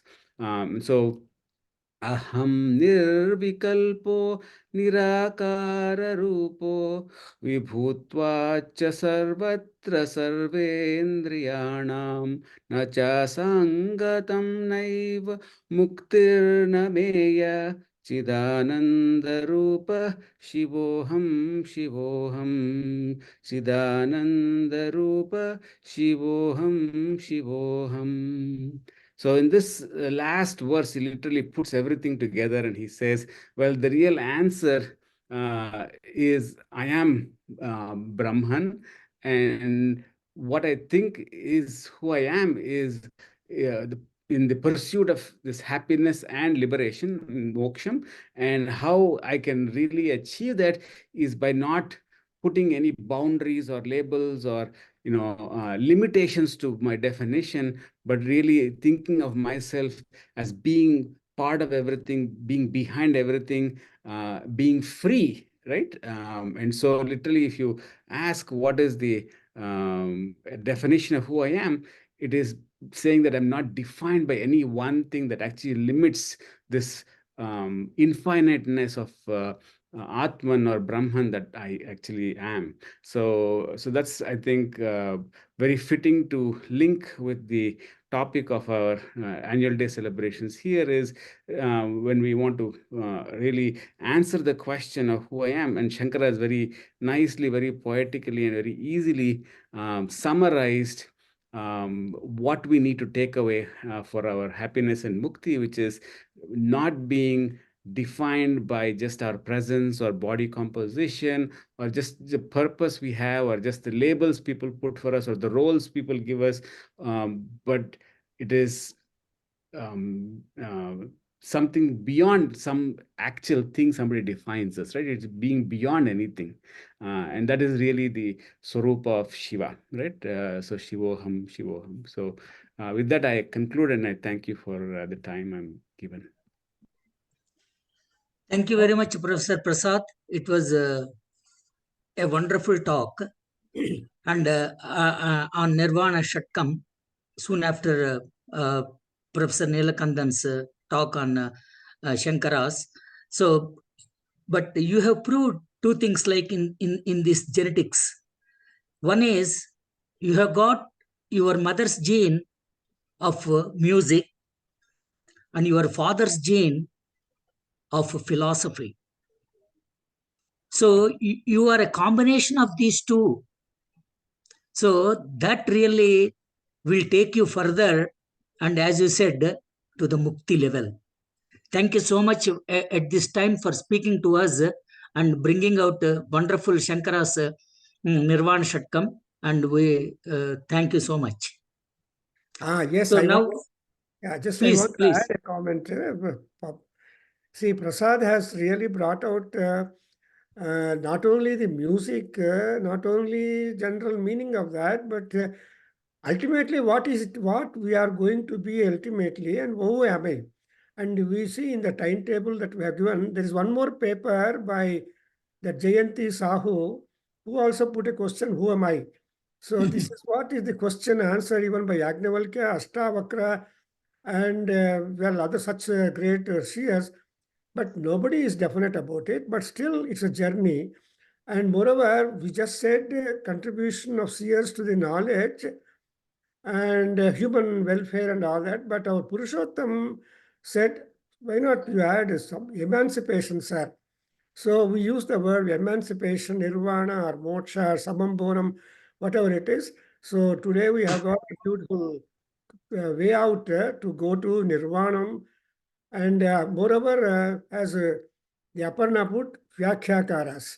So Vyakhyakas are all working to improve the human knowledge so that they would be taking track ultimately to go to moksham. And even the picture that Prasad presented about the moksham is really significant. I don't know where from he got it. So there is nothing beyond just light. So you are Jyotihi. Agrivalkya in Brihadaranyaka Upanishad would say, Vakim Jyotihi. What is Jyoti? And then the answer was Purusha Jyoti. Purusha eva Jyotihi. But before, outside Purusha, there is sun, moon, fire, speech, a number of things. No, they all appear and disappear. But what appears and disappears does not do that is Purusha Jyoti. That Purusha Jyoti is Lord Shiva. Sivoham, Sivoham, Sivoham.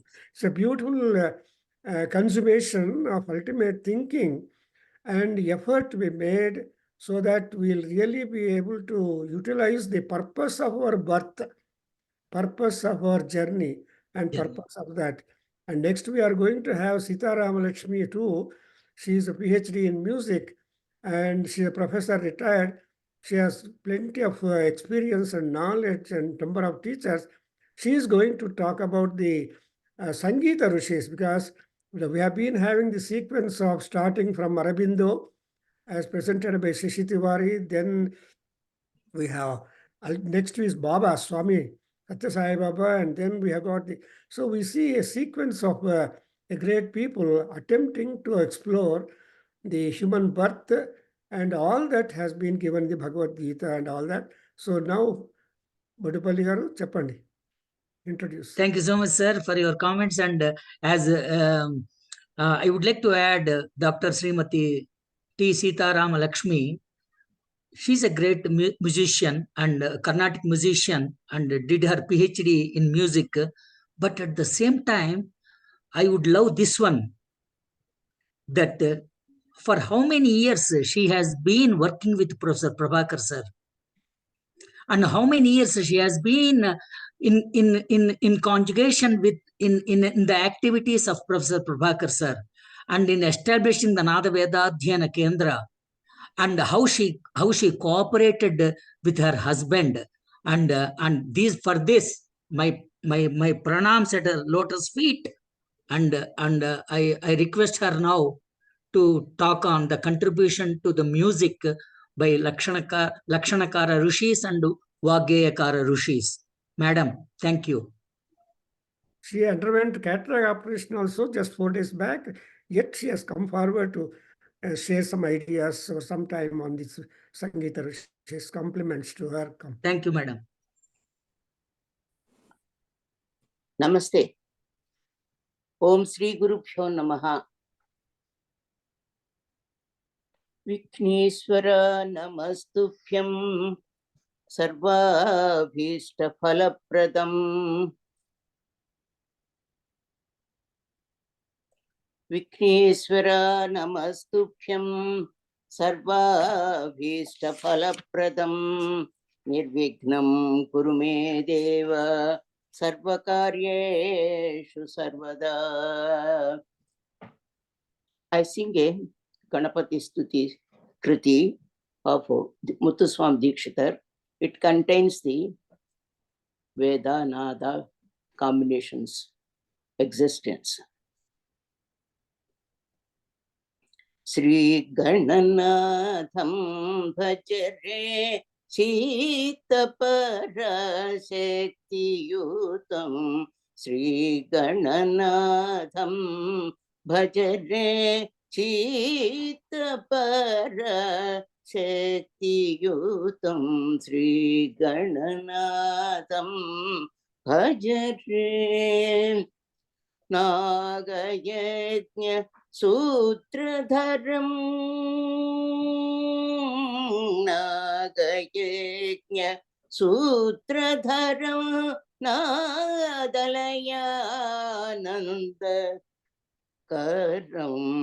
Nagayajna Sutradharam Nadalayananda Karam. Sri Gananatham Bhajare. Agamadi Sannutam Akhila Loka Pujitam. Agamadi Sannutam Akhila Loka Pujitam. Yogi Shali Bhavitam Bhogi Shali Sevitam. Yogi Shali Bhavitam Bhogi Shali Sevitam. Ragadvesha Tirahita Ramaniya Hridaya Muditam. Ragadvesha Tirahita Ramaniya Hridaya Muditam. Sri Guru Muditam Chinmula Kamala Stitam. Sri Gananatham Bhajare Chitapara Shakti yutam. Sri Gananatham Bhajare. Now I go to the topic given by this conference people, and my subject is discussing about Rishis of music. Music in a sense, both Lakshanakaras and Vaggayakaras. Just like Veda, Rishis brought forth the Veda content into the universe, the Nada content of music by Lakshanakaras and Vaggayakaras brought forth. And in that, the essence of Veda, Vedanta, and Upanishad Saras, everything is included. In fact, Nada and Veda are interrelated subjects. Without Nada, no Veda. Without Nada, no music. Vedas are Purushes, but Nada is Panchabhutatmakam. It is a Nada is Na means energy, life. Da means Agni, fire. So Na and Da combination, Prana Anala Samyogam. Pranavanadam. Pranavanada is Omkara. Omkara is our Jiva for understanding Veda as well as music. So the same is quoted by Tyagaraja in Pranalala Samyagamuvala Pranavanadamu Sapta Swaramulai Barage. He says Prana Anala Samyogam. Prana is air, Anala is fire, Agni, Samyoga combination is nothing but Omkara. Omkara Pranava. The Pranava Omkara means Pranava is in gods. Gods, all gods are lives formed with Pranavanada. Nadopasana chese Shankara Narayana Vidhulu Velasiri. Nada Tanumanisham Shankaram. Nada Loludai Brahmanandam on the way. Nada Sudharasam Ilanu Narakrutaye. Veda Siro Matruja Saptaswara. Veda Siro Matruja Saptaswara Nadachala Deepa. All gods are quoted with, connected with Nada. Nada is the form of their entity. So Nada, I show a little bit quotations of each song. Nada tanu manisham shankara namami ne manasa sirasa nada. In that composition, he shows the existence of Saptaswaras from the 5 faces of Shiva. Shadjata Dipa Chavatraja Sarigama Padani Varasapta Swara. In this, like that, Nada Sudhara Sambilanu Narakrutaye Pranavanada Sudha. Rama's existence is from Nada Sudhara Sambilanu Narakruta. Narakruti is Rama Avatara. Pranavanada Sudharasa. It is not simple Nada Sudharasa. Pranavanada Sudharasa. Omkara. Omkara is the Janana for Rama's existence. So Nada Sudhara Sambilanu. Nada Loludai Brahmanandam on the way. It is a natural thing to understand Nada Sudharasa. And then, just a minute. Recently, I underwent cataract operation. That's why I'm not in a stable position to see you all.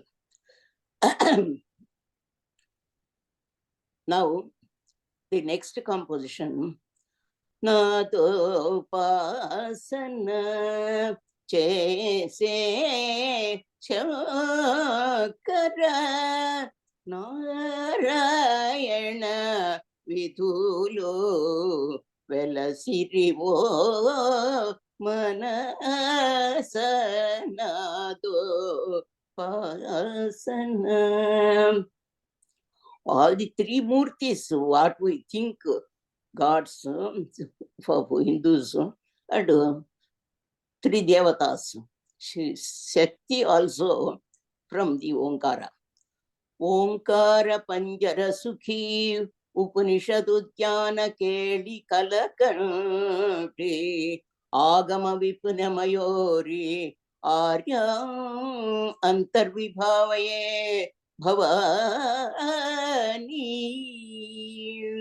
So the Shakti is the energy of all gods. Even the Shakti is pervading in the Omkara, and our existence is due to Omkara. So Trimurtis, that means Jiva is there in all the Atmas. All our living beings, including human beings, all are having they are living due to Nada, Jiva, life, energy, fire. Fire is not there, no digestion in human body. So like that, the Nada is pervading in all the living beings.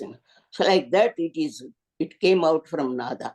Nanado vina gitam, nanado vina ragam, swaram, nanado vina ragam. Everything is in the Nada. I say nanado vina vedam, because Veda recitation is done through the Nada. Nada means first Vedas were sound is different from sound. Nada sound is different from other dhvani, shabda, etc. Noise, everything. Don't make noise, we say. We can't enjoy pleasing sound. Susvara swato ranjayati srotus chittanam susvara vichyate. Swara is the base for existing our recitations. Veda Rishis first monotonously reading, but it was not like that. Reciting is the only way for Veda recitation. First Ekaswara Gayana, Archino Gayana. Next, one person is going down and up. So Gatino Gayana. Then Samino Gayana. Not enough. One more Swarantara, Audava, Shadava. At the time of Samaveda, Saptaswara came into existence, and it is a way for music to form a scale. Scale is Sarigama Padani is a octave scale. So that scales are emanated from Veda's existence. So Veda Nada. So here Nanado Vina Gitam, Nanado Vina Swaram, Nanado Vina Ragam, Nanado Vina Natravam, Tasmad Nadatrayam Idam Jagat says, but saying says, but I add Nanado Vina Vedam also. So Vedas are brought forth, it is Apaurishaya because it is not understood ordinarily by anybody. So Veda Rishis brought forth the essence of Vedas through their Bhashyas, Suktas, and Upanishads, etc., etc. It is there written in my book, in this with references to music and non-Sangita literature. It contains all the sekhas of Veda, how the music is brought forth. And now, coming to the music part, just like that one, Lakshanakaras, music composers brought forth before. Lakshya Pradhanam is Khala Shastram. Lakshya Pradhanam Khalu Shastram. Just like all sciences, practicals first will come, observations followed, and then theory existence is to be written on the papers and books. So like that, music is also as well as a science, as well as a fine art, performing art. So performing art is the most important aspect of music. Performing aspect is so many people can follow and understand and continue. But Lakshana Granthas contains the science of music. Those who are interested in those who are in studying the understanding to know the inner meaning of existence of Nada, like to all musicological points, they only go to Lakshana Granthas. The Lakshana Granthas are brought forth from, some people say Bharata. First is the primordial treatiser is Bharata, Bharata Muni. All these are also like rishis. Bharata, Matanga, Narada, Sarangadeva, Rama Matya, Venkatamakhi, so on and so forth. So many Vakyakaras, Lakshanakaras brought forth the essence of the basics of Nada, gradually improved. Like science is not staying at one place. Like that, music science is also not staying at one place. Gradually through Lakshana Granthakaras, it is developed. 6th century Matanga, 4th, the Bharata is quoted as 4th century, 2nd century is may not be, 4th century, 6th century Matanga, and 9th century, and 13th century, 14th century, 16th century, like that, all the gradually chronologically it came into existence, and they are all followed by, that's why when composers start with Annamacharya, Purandaradasa, Sangita Trayam, followers and disciples, and so on and so forth, so many Vakyakaras.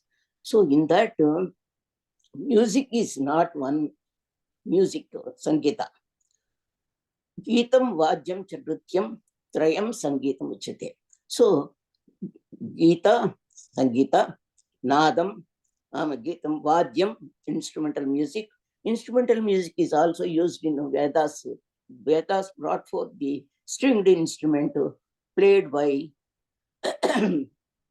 Vadyakaras during the Yajnas, Yagas in the Yajurveda time. And then like that, the Veda is extended into stringed instrument. Yal is extended to Veda, Veda for present day music. So, Geetam, Vajyam, Nrityam. Nrityam is also, dance form is also included in the Sangita. So, all these three forms are referred in Bharata's Natya Shastra. The book itself, the treatise name itself, it contains Natya Shastra. It contains 27 chapters of dance and dramaturgy, and then 28th chapter, from 28th chapter, Sangita, Bharata's in Natya Shastra contained. Then important people are Narada, Matanga. Matanga is then existence of raga form. In the Bharata's Natya Shastra, it is mentioned as Jati Ragas. Jati is mentioned. Ramayana Kala, Jati Ragas followed by Raga name. And the technical terms are all we can see from all the Lakshana Granthas and followed by the down to the Vagyakara section.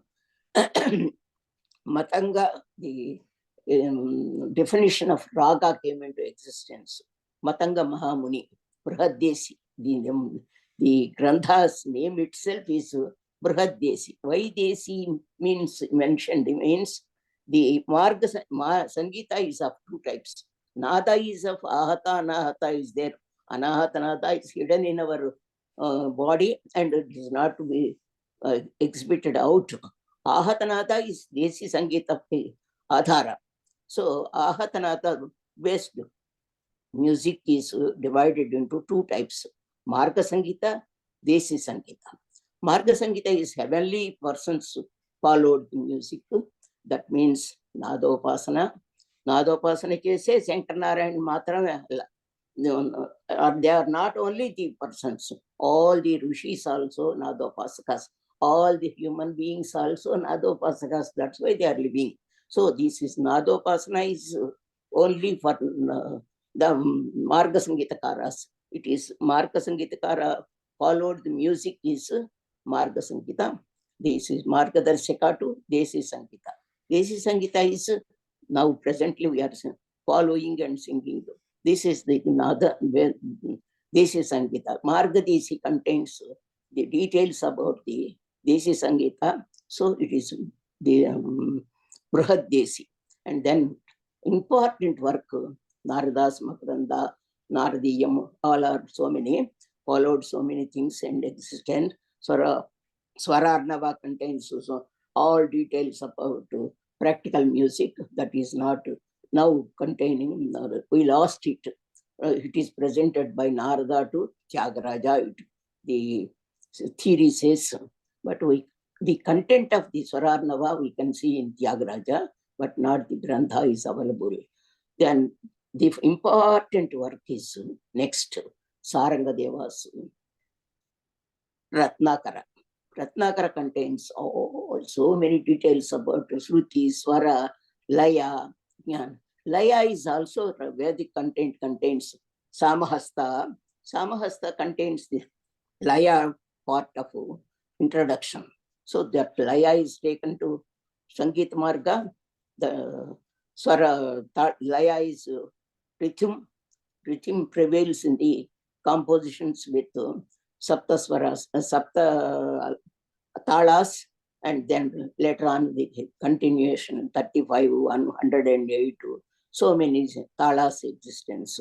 Like that, simultaneously, Raga, Sangeeta and Laya, Geeta, Laya are side by side should go. So now, when come to the point of the Lakshana Granthas, all these Ratnakara contains all details about Sangeeta and how the Rama Macha, next comes Rama Macha. Rama Macha is also a great treatiser written Swaramela Kalanidhi. Swaramela Kalanidhi. Grama Murchana Jati system was there prevailing before that, and Grama is the combinations of so many scales, and Murchana is a scale independently. Jatis are the derivatives, like that it was there when the prevailed in the past. Then from there, Rama Macha brought forth the Melakartas, how the Sampurna Melakarta came into existence, and rishis like that, people only can write and can understand and write from the universe to the universe.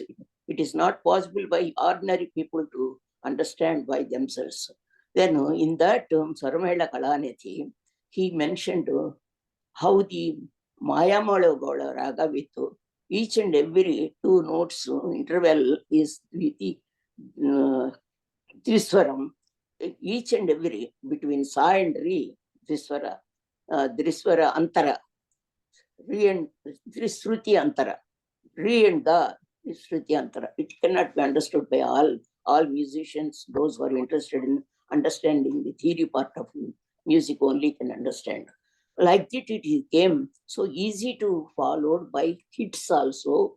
It is, then he meant Raganam Maya Malav Gaula Uttamottamam, he said. The same followed by Purandaradasa. Before Purandaradasa, why Annamacharya did not mention all these means? At that time, Devadasis were only using music as a vilasvastu. It was not brought forth to the universe the Bhakti Bhava. Bhakti is prevailed in music. Music is Bhakti, Bhakti is music, Nada is God, God is Nada. So Bhakti Marga to brought forth to the universe, Annamacharya, Sankirtanas are Bhakti Marga Rachanas. So Annamacharya, between Annamacharya and Purandaradasa, Annamacharya of Andhra Pradesh, Purandaradasa of Karnataka, between them 40 years difference is there. I have studied about these 2 composers also, along with my doctoral thesis, Tyagaraja and Purandaradasa and Tyagaraja, and separately I did my project also in that UGC project. So Annamacharya's Sankirtanas, Purandaradasa's Devaranamas, they call. Before Devaranamas, we understand that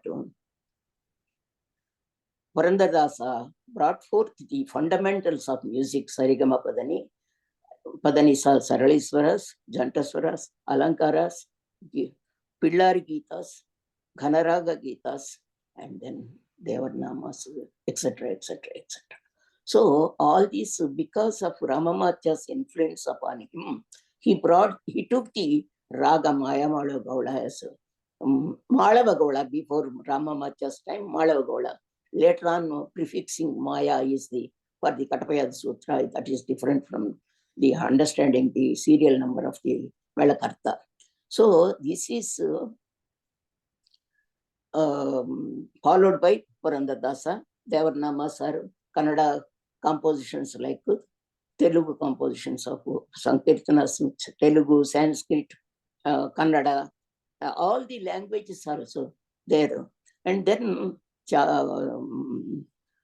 16th century came and Somanatha's Ragavibodha, 16th century Syama Shastri, Tyagaraja, chronologically Syama Shastri, Tyagaraja, last youngest of Trinity, Muthuswami Dikshitar. All these people also understood the content of the Lakshana Granthas. They themselves are rishis. They need not entertain any other Granthas, but still we can understand that they followed that, and Melakarta Ragas, Janya Ragas, and everything is brought forth, and Thalas, so many Thalas introduced, and the way how to manipulate the Thala also expressed by the composers. Composers are so many composers I mentioned, and their disciples like Patnam Subramanya, Vena Kuppayar, and Sadasiva Brahmendra, everything. Not Sadasiva Brahmendra, Sadasiva of Mysore, Vasudeva Acharya, so many other composers, Ramnath Srinivasa Iyengar, and so many other composers. Even now, presently, so many people are composing. So this is the composition's existence. This science is like science. All these roots of all sciences are found in Vedas. Like that, music is also a reflection of mathematics, physics, chemistry, philosophy, psychology, language, history, etc., etc. All these subjects are reflections of music. We separately, in the monthly programs of Nada Veda Adhyayana Kendra, we can introduce the relation, how the interrelation between mathematics and music, mathematics and physics, mathematics and music and physics, music and chemistry, music and philosophy, music and psychology, so on and so forth. So the time is very less to me to explain so many things just now.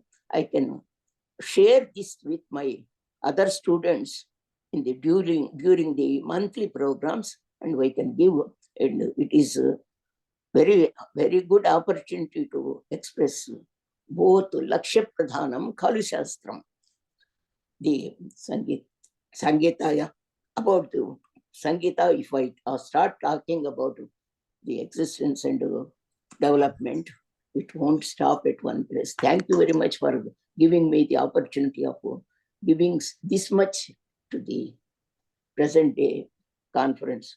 Thank you so much. Namaste. Thank you, madam. Though you have underwent cataract operation, you still, because you worked with Professor Prabhakar sir for several years, and you still have been working, and we are very happy that you were without your cooperation. I am 100% sure Professor Prabhakar sir cannot do this activity of Veda and teaching and other things. Thank you so much, madam. You really brought out the music rishis, and which is very apt for our program today, the contributions of rishis and their welfare and for human beings and emancipation. And music is the first one. That's what always tells that that gives the emancipation for human beings. Thank you so much, madam. This is the book contains the Veda. This is the book contains the Vagekara. So treatises, Vagekaras, those two books by me long back. Thank you very much. Thank you, madam. And now we proceed with paper 4 of concept of death in, that is Mrityu in Vedic traditions, a brief review from Rishis by Dr. Shiv Chaturvedi, a professor retired, a philanthropist, and from Los Angeles, California, USA. Professor Shivji. Namaskar. Can you hear me, Namaste. sir? Can Yes, you hear sir. me? Thank you. Thank you. Thank you very much. I appreciate very much. And could I share the screen, please? Yeah, Yes, you should sir. be able to. Yeah, if you try to share it, you'll do it. Prasadji, can Sure. I? Yes, you can do it. You can try to do it. It will work. Okay.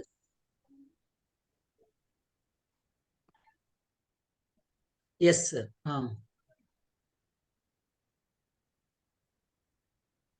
Thank you so much, everyone. Om Sri Gurubhyo Namo Namah, Om Ganeshaya Namo Namah, Om Ved Purushaya Namo Namah, Om Vakdevya Namo Namah, Om Saraswatyai Namo Namah, Om Angirasaya Namo Namah, Om Kapilaya Namo Namah, Om Gargaya Namo Namah, Om Vedavyasaya Namo Namah, Om Dharmaya Namo Namah, Om Matra Sakyai Namo Namah, Om Sri Radha Krishnabhyam Namo Namah. My humble pranam to all of you, and special gratitude to Dr. Prabhakarji for giving me this opportunity to share some of the ideas very briefly about the death from our Vedic tradition. So, Santi Mantra, so with that we can prepare ourselves to listen about death. Om Sahana Bhavatu, Sahanau Bhunaktu, Saiviriam Karvavahai, Tejasvinavaditumastu, Ma Vidvasavahai, Om Santi, Santi, Santi. Hari Om.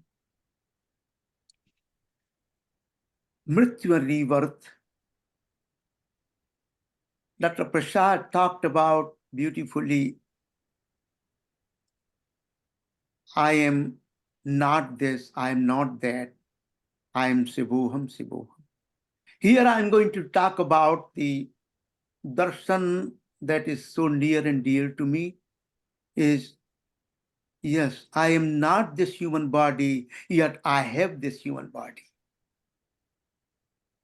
And I have to take care of this human body, and I have to go through the process of human body and antakaran, man, buddhi, ahankar, and chit, so that we can go beyond the limitations of the human body. I am not born, but still I'm born. I do not die, still I have death. Because when I identify myself with the body, I have to take care of body. Here is the funeral ground at Mother Ganga in Varanasi. This is called Manikarnika Ghat.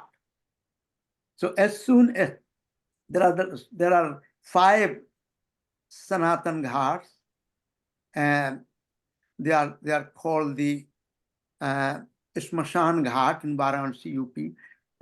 This is one of the ghats where you will see the continuous cremation going on of the dead body. Here is the scene of pyre. They are lined up here. The body has to be burned.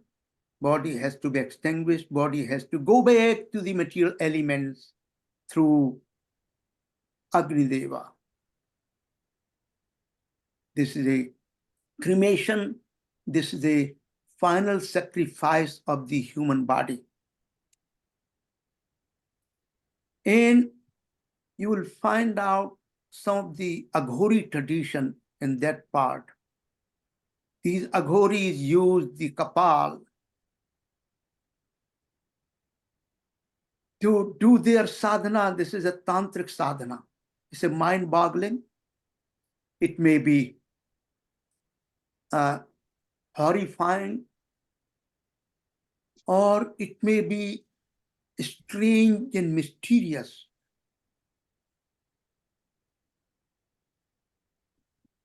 And I just want to remind the whole audience, Mrityu is one of the central theme in the entire Vedic wisdom tradition. One of the central themes.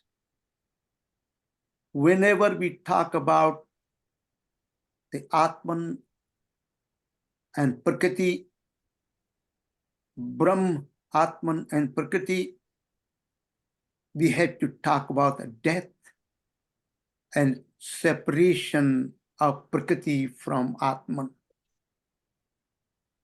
This separation itself is called the death of the body.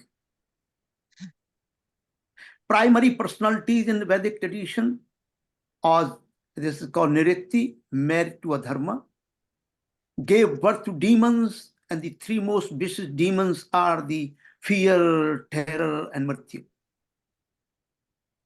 There is another personality of death or time called Kal, another personality Lord Yam, and Mrityu. These are the personalities of real human body and death.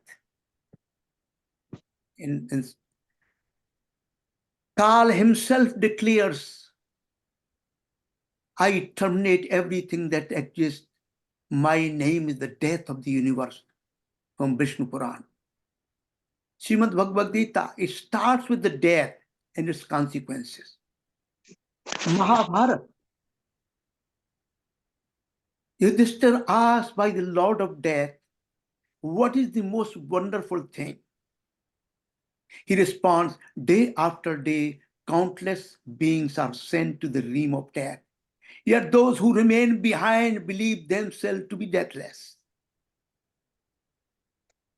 This is the most wonderful, mysterious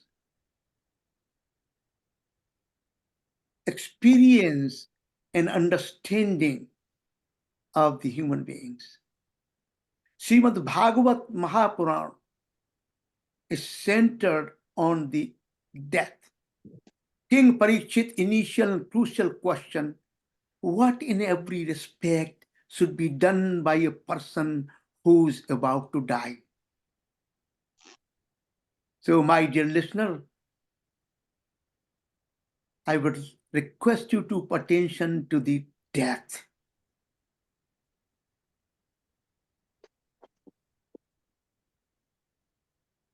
This is a famous quotation recited by Oppenheimer on July 16, 1945, the first Trinity explosion. Now I become the death, the destroyer of the world. This is from Bhagavad Gita, which is the reality of this existence. It has to go through cycle of death and birth till it goes to the final stage of emancipation. How do we define death? Death is really has been defined. I'm giving you a few of those examples, how it has been defined.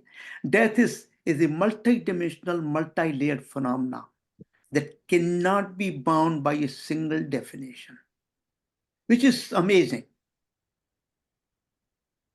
This kind of defined definitions and the scope and depth of the definition of death itself cannot be found in any other civilizations.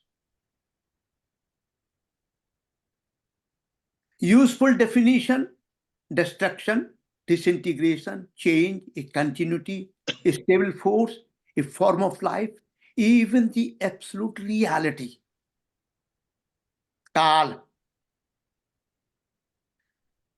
Maryati iti mrityu, nrit, destroys, hence death. When dead, lifeless matter disintegrates, it's called death, Satpat Brahman. Gemini Brahman says, gnawing hunger is indeed death. Fatigue is indeed death, Satpat Brahman. Entire year is indeed death. Longevity surely gets continued by its days and nights, hence they die. So the very moment the birth takes place, the death is sayonija. Together, death is born. Mrityu means mortification. Root is mir, kill, to destroy. Derivatives are mrtaha, mritihi, mritikaha, murtaha, martha, marut, vital breath, marut, martloka, mritika, common clean element of earth. These are the derivatives of the MIR, mir. Birth of death. Go back to all the way to Rigved 10:129-2. At the time there was neither death nor non-death. The day could not be distinguished from night. Only that one was there, breathing without air and existing by its own volition. Apart from that one with capital O, nothing else existed. But, O hero, Srimad Bhagavat, death is certain for everyone born. It is born with the body itself. That's the key. And it goes back to its vindication can be found in modern biological sciences, where this body is continuously going through birth and death. Cells are born and they die. As soon as the new cell is formed, death comes with it, inherent in the every birth of cell. And this is what the Bhagavatam tells. It is born with the body itself. On account of intensity of attraction felt the new body, for whatever reason, the memory of the old one is completely effaced. Death means this complete forgetfulness of old body, and it appears by the jiva. Other definition, ultimate separation, birah and viyog, is agonizing than mere death. Symbolic social death. King leaves their kingdom, sages leave this society, even children leave their parents right after birth. Even death as a destroyer as well as creator. Both go together. Separation and viyog, which is a very fundamental doctrine and aspect of the Kavya Shastra, Milan and viyog, yog and viyog. Viyog is also called the death. Fire, air, the sun, moon, all are cause of death. There are 100 forms of a death.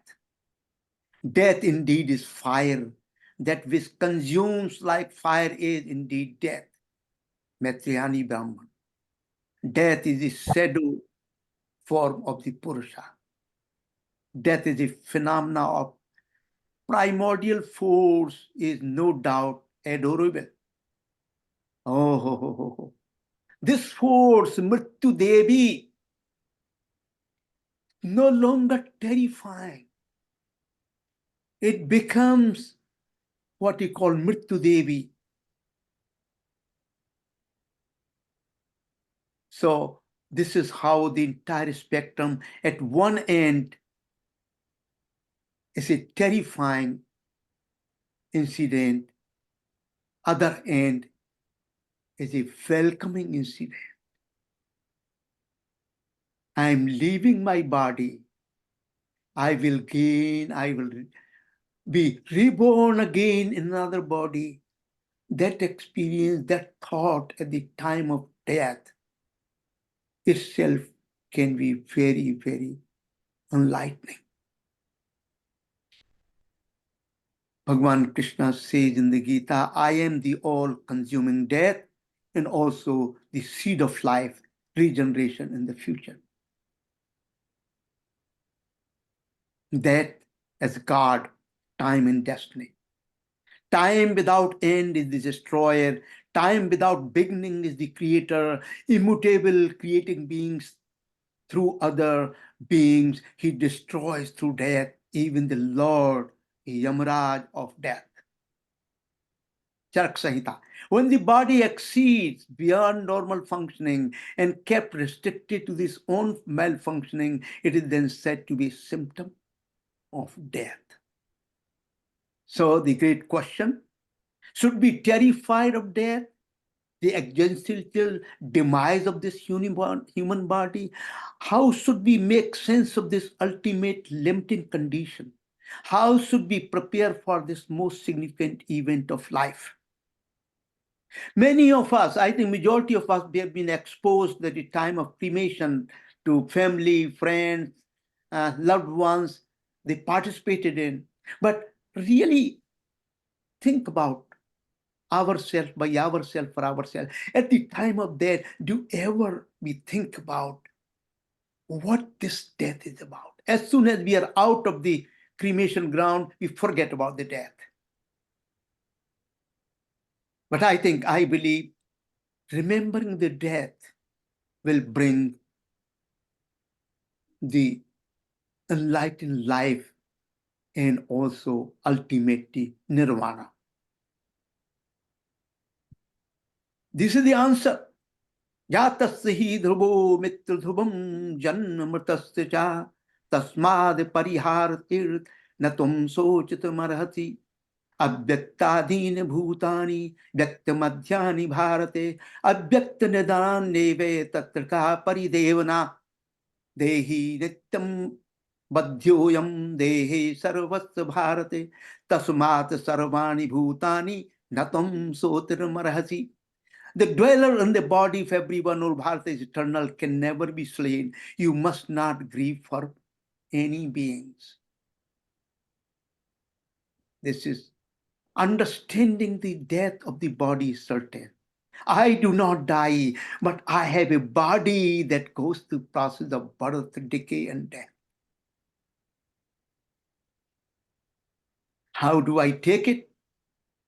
It depends what kind of ashram we belong to, what kind of mental makeup we hold, what kind of sadhana we have done or doing during my entire course of living, and that will determine the understanding and embodiment of the divine mrityu.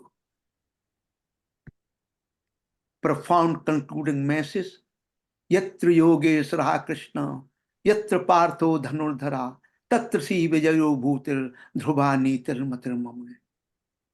Wherever there is Krishna, Lord of Yoga, Parth, the Karma Yogi, Jnana Yogi, Bhakti Yogi, going through this process of body, of death and birth, rebirth, this surely is fortune, victory, prosperity, wise conduct, I believe. So as long as we are in this world and having these human bodies, we must imbibe this Upadesh, Maha Upadesh. We have to act like Arjun, we have to become a Pandava. Thank you so much to everyone. I appreciate for listening, and my gratitude to all of you.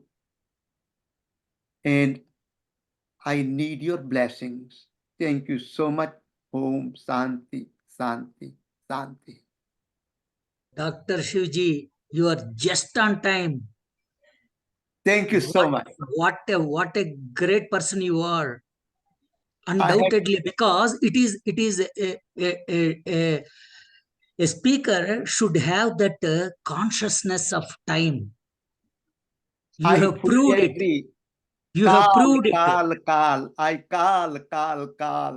And you are like my father, and I really admire you. Thank you so much, Dr. Shivji. And it is a wonderful lecture on Mrityu, bringing out, especially from the Bhagavad Gita, the two shlokas are Yeah. the great shlokas. Thank you so much, Professor Thank you. Shivji. Thank you So so now, much. now we have 4-5 things, and which would go for about what? I just want to add on this 2 Yes, sir. points. See, we have had either 2 beautiful lectures on the great Vyakyakaras, and then we have also on music, its wings and connection with all the scientific and human things.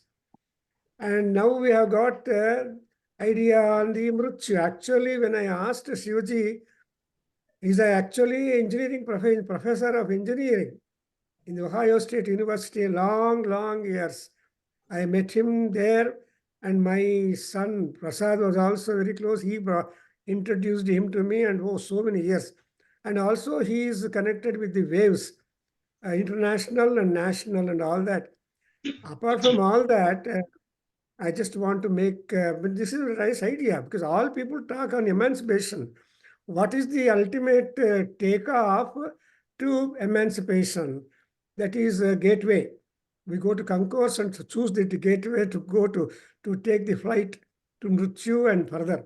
Now, there was one student of our Kendra, Shivakumar, and he suddenly came one day to my house and said, Guruji, I want to do Mrityu Homa. What is this idea?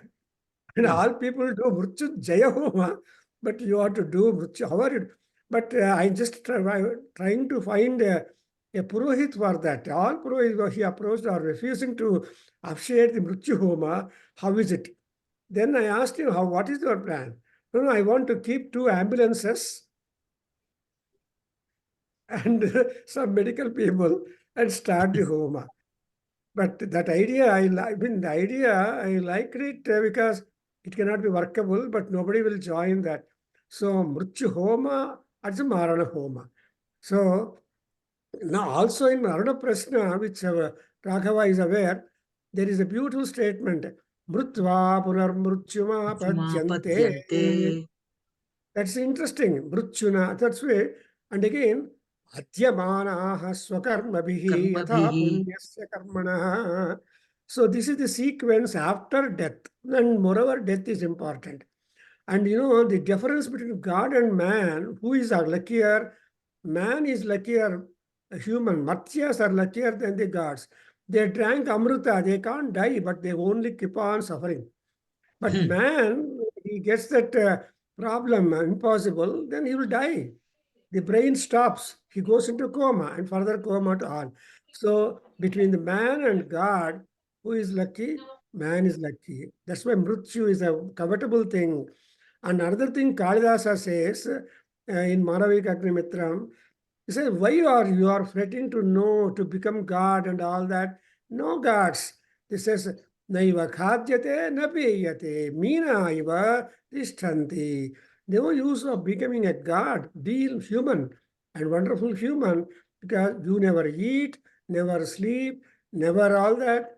So they don't do all these things. We have all that provision. So like that, the Antyeshti is the important thing. See, all scriptures will talk about Antyeshti in Ramayana, in Mahabharata and all that.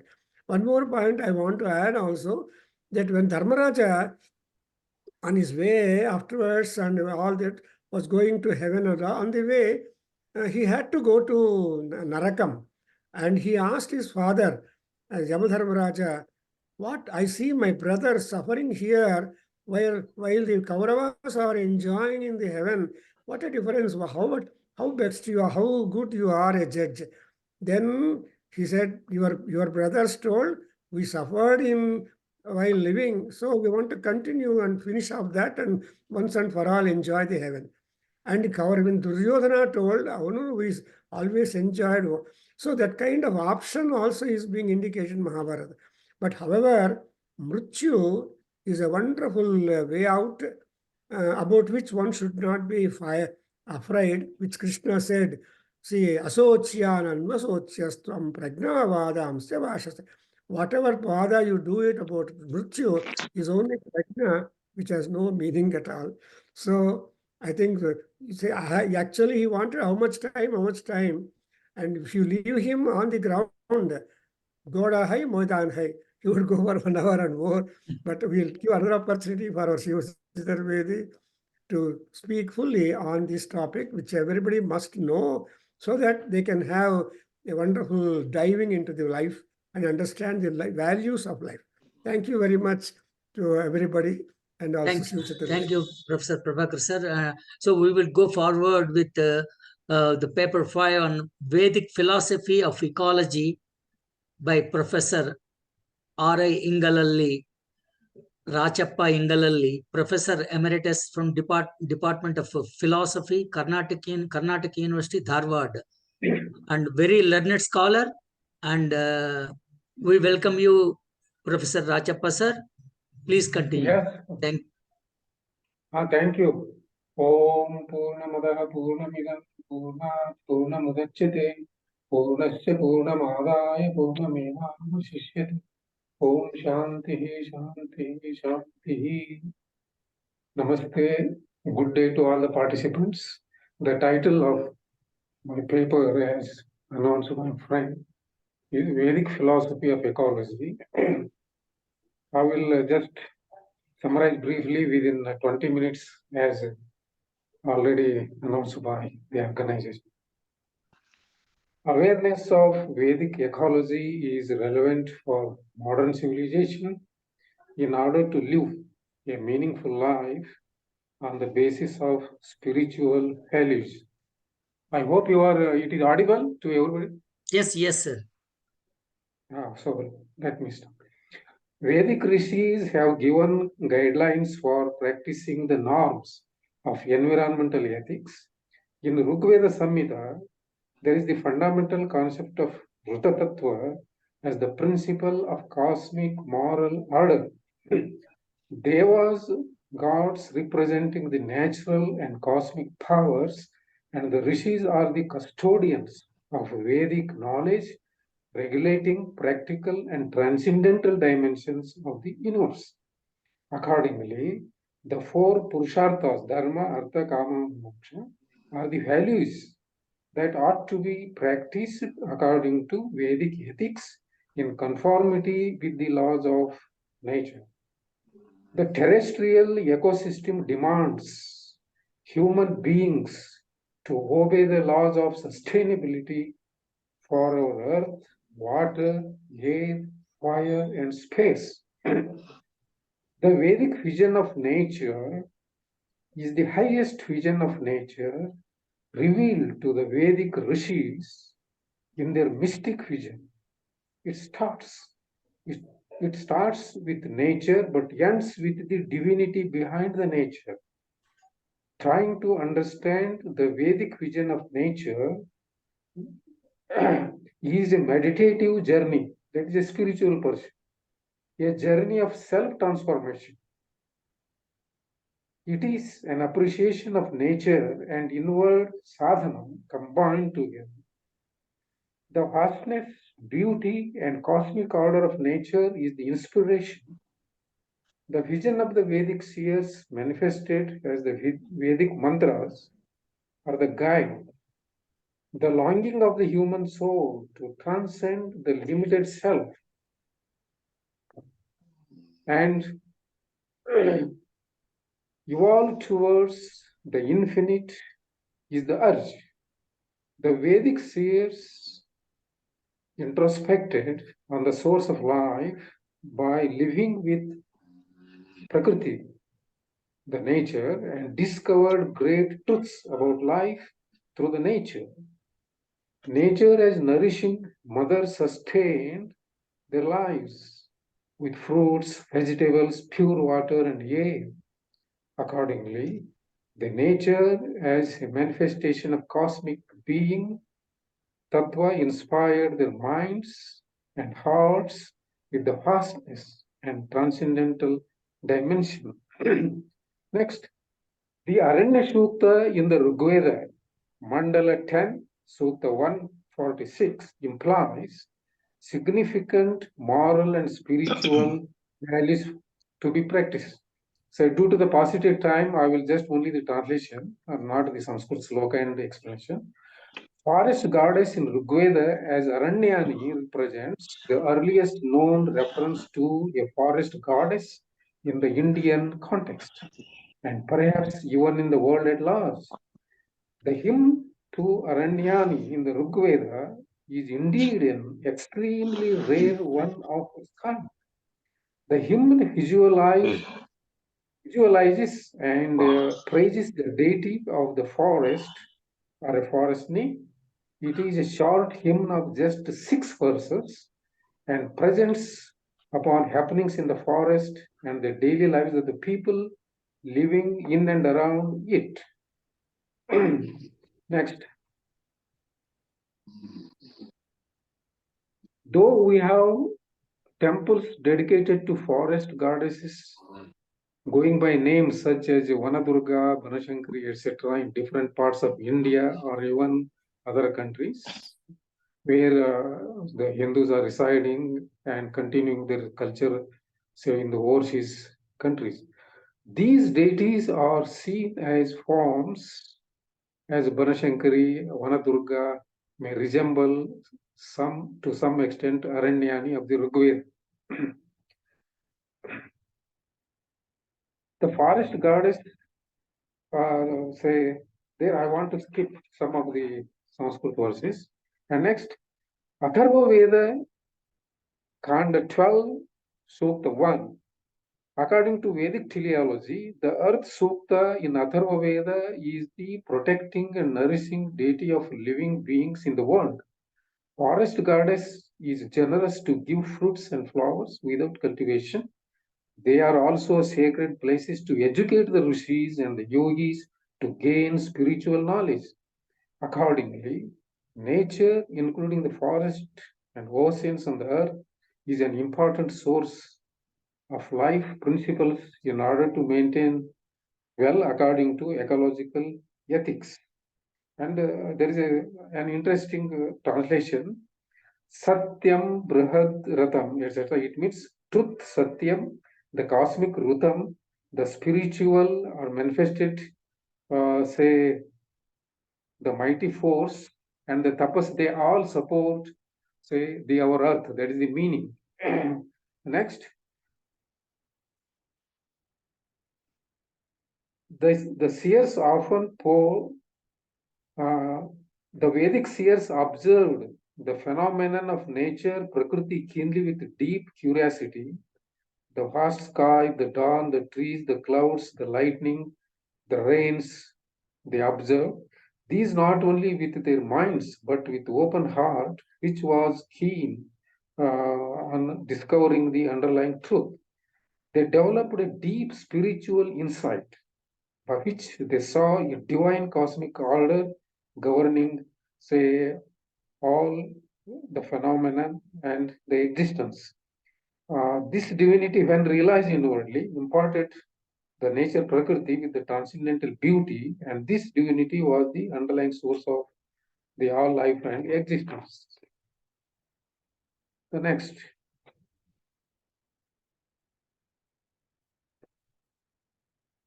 Today, there is a need of central vision which can guide the application of science and technology. Science and technology are progressed tremendously, but their application in our life is leading the world towards unsustainability. So there is a requirement to view science and technology as only the head and the hand, which are to be guided by the inner dimension of heart. The inner dimension of heart should unify life with its central vision and guide the high level of human actions. It is important to note that the modern Earth Charter as the global constitution for ecological concern reflects the cardinal principles expressed in Vedic ecology. The Earth Charter is an important document for international declaration of fundamental values and principles considered useful by its supporters for building a just, sustainable, and peaceful global society in the 21st century. It is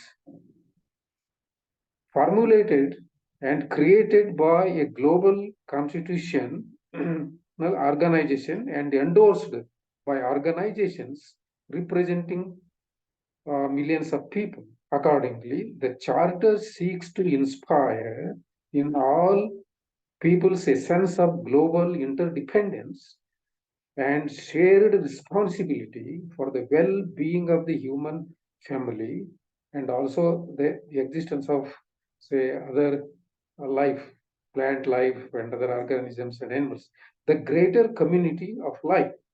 And it calls upon humanity to help create a global partnership at a critical juncture in history. The Earth Charter's ethical vision proposes the environmental protection and equitable human development. Following are some of the cardinal principles of our Charter. 1. Respect and care for community of life on Earth. 2. Ecological integrity. And the third one, social and economic justice. Fourth one, democracy, non-violence, and peace. Next.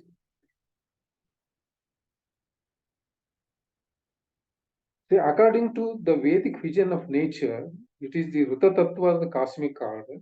So, if all the organizations and living, say, entities follow their own acts or processes in accordance with the Ruta Tattva as formulated in the Rig Veda, and still it is relevant, the cosmic order, then the nature and universe will become sustainable. So, Jai Hind, thank you very much. So, I have finished it in time. Thank you very much for the organizers. Thank you, Professor Rajappa sir. So, Prabhakar garu, would you like to add any comments? You are on mute. You are on mute.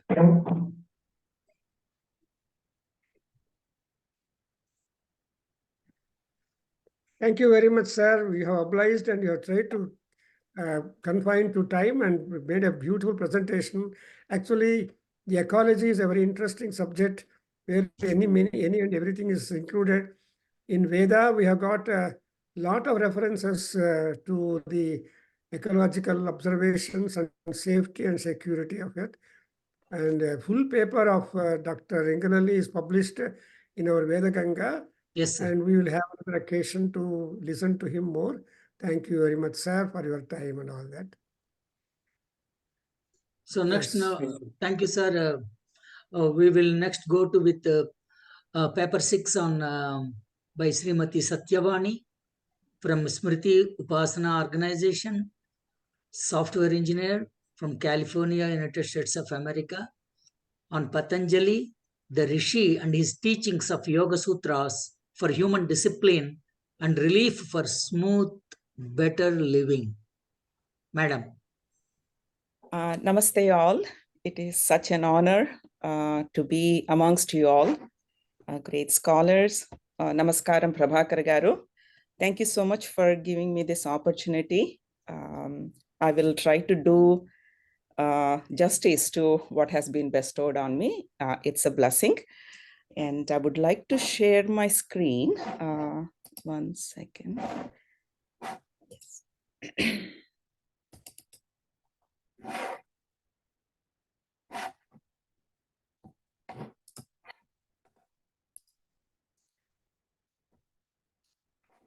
Yes. Can you see my screen? Yes, madam. Thank Please. you.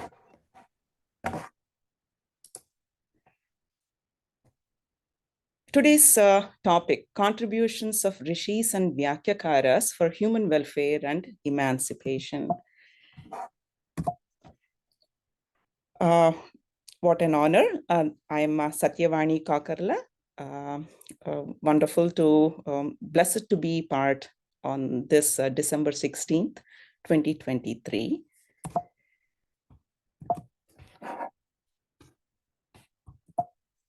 I'm having a little tough time to move slides.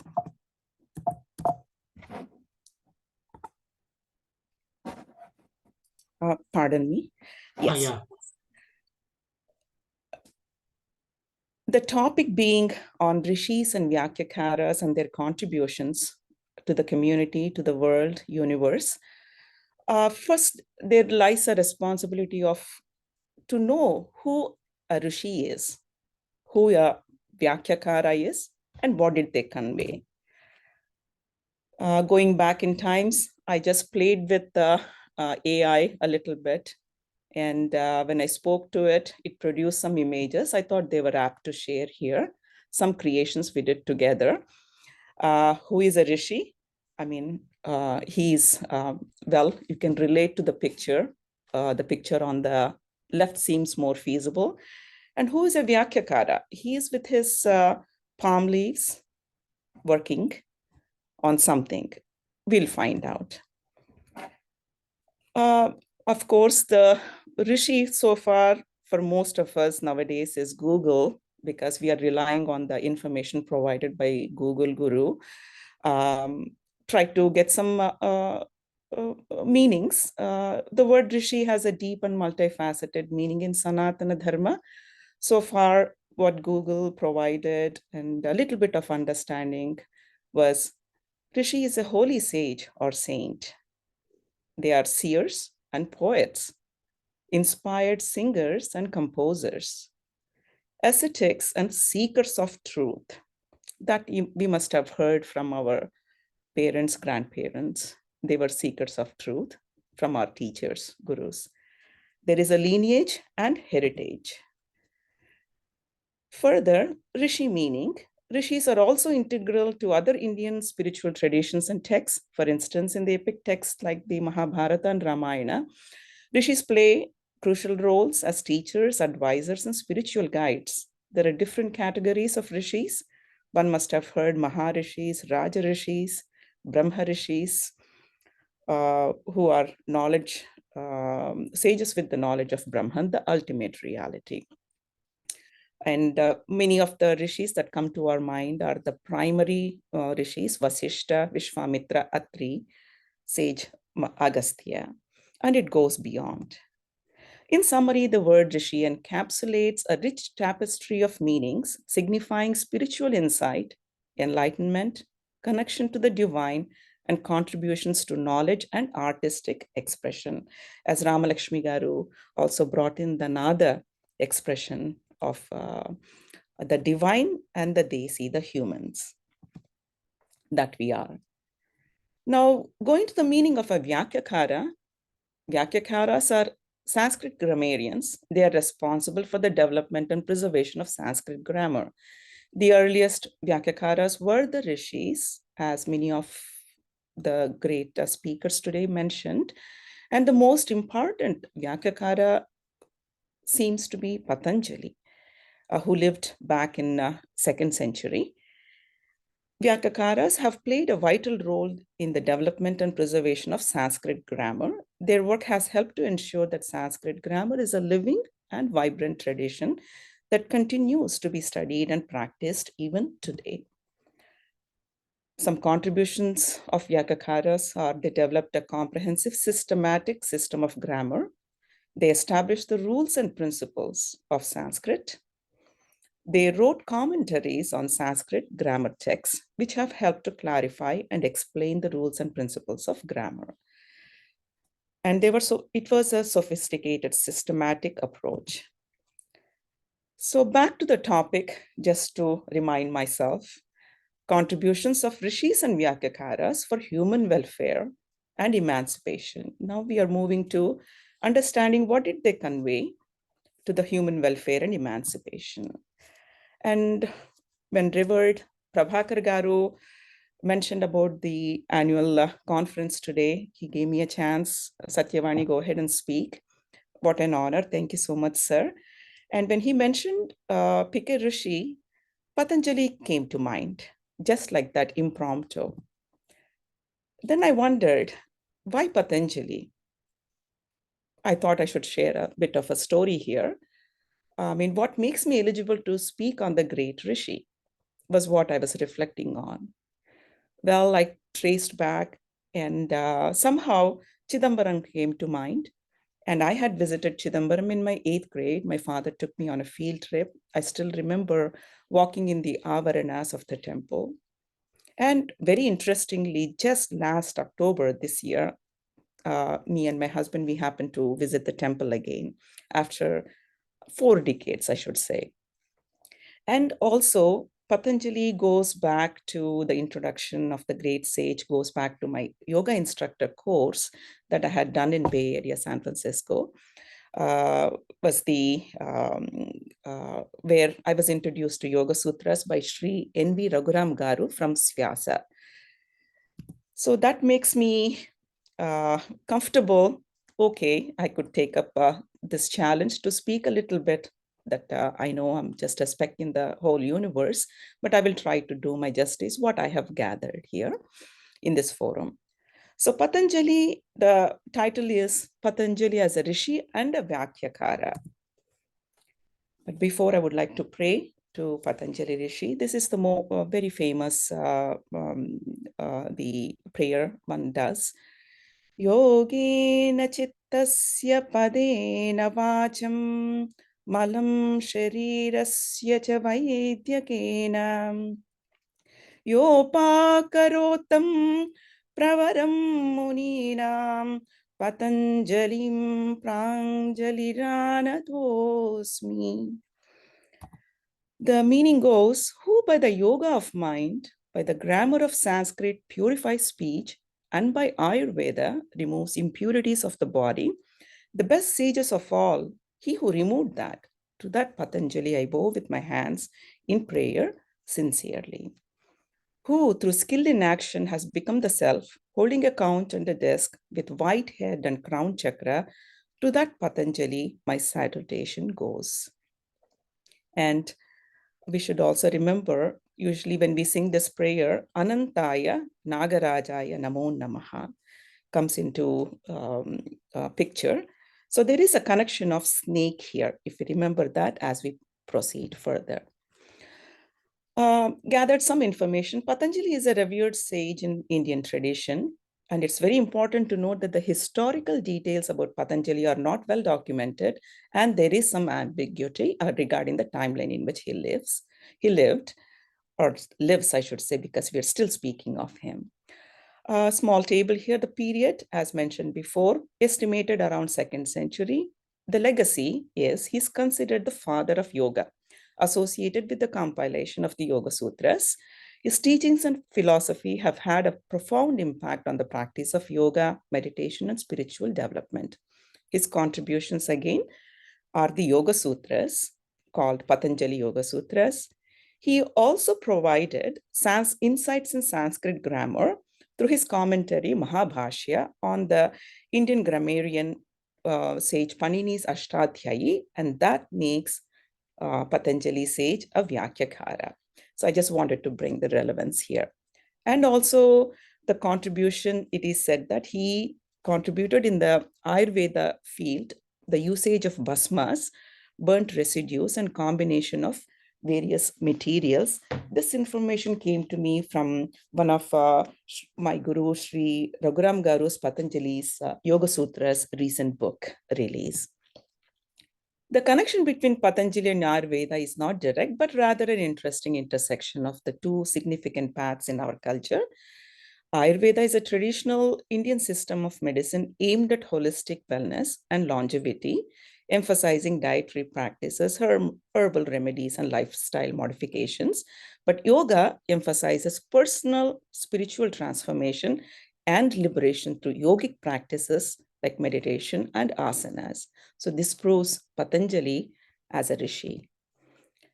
The overlap while a direct connection doesn't exist, shared philosophical principles and potential complementary benefits create an intersection between the two.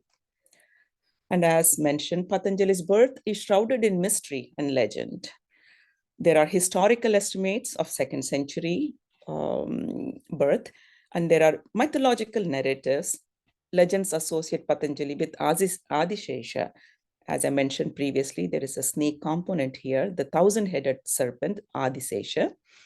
And according to one account, Adishesha shed a drop of sweat from his 1,000 heads while witnessing Shiva's cosmic dance in Chidambaram. Again, mention of Chidambaram. This drop of sweat transformed into Patanjali, born with innate wisdom and destined to compile the Mahabhashya, the Vyakyakara. And it is also said he was born to sage Atri. And another narratives paint Patanjali as a divinely blessed child born to a saintly lady, Gonika. She wanted to have a son, said to have taken mud and water in her folded hands and prayed Lord Surya. When she opened her hands, she saw a tiny snake that took human form. These stories highlight his special nature and preordained role as a spiritual leader, the Rishi. And there is a story also, Patanjali is one of the manifestations of Trinity, him taking the form of Somaskanda, Patanjali. Patanjali's snake human form is also something we should remember. And with this uncertainty and interpretation, while the details of Patanjali's birth remain unclear, his contributions to yoga and Sanskrit scholarship continue to inspire millions across the globe. His legacy transcends the specifics of his origin, focusing instead on the timeless teachings he imparted, and he lives amongst us even today. And again, this is a creation that I was working with AI the other day, and it has given me these forms. And on the right-hand picture, it clearly shows emphasis on Adishesha and his Dasavataras. Connection between Chidambaram temple and Patanjali Rishi is steeped in rich mythology and deep spiritual significance. The cosmic dance of Nataraja. Chidambaram temple houses the magnificent cosmic dance hall where Lord Shiva as Nataraja performs his eternal dance of creation and destruction. And according to the legend, Patanjali, along with another sage named Vyagrapada, ardently longed to witness this divine dance, and their sadhana led them to see receive the vision of Shiva's Ananda Tandava. And Patanjali's profound understanding of yoga philosophy is said to have been inspired by observing Nataraja's movement and stillness. There is this visual and symbolic connections as well in the murals of the temples. And in a sense, the story of Patanjali and Chidambaram temple represent a confluence of art, myth, and philosophy. It's a testament to the transformative power of devotion. Many of you all talked about the bhakti in aspect, in emancipation and the contribution to human welfare, pursuit of spiritual knowledge, etc. Lord Shiva and Patanjali, and for these slides are meant for an elaborate talks, but I'll keep my time short here. Shiva as the Adi Yogi and how Patanjali is the Adi Yogi himself. There is a relation of Patanjali and Vedanta, the common ground between Yoga Sutras and Vedanta philosophy, differences in approach, but yet both share philosophical commonalities and goals. So coming back to the topic, Patanjali as a Rishi and a Vyakyakara, I just want to share here at this moment to take a glimpse. Let's travel to the Chidambaram temple. These are the pictures from my October trip.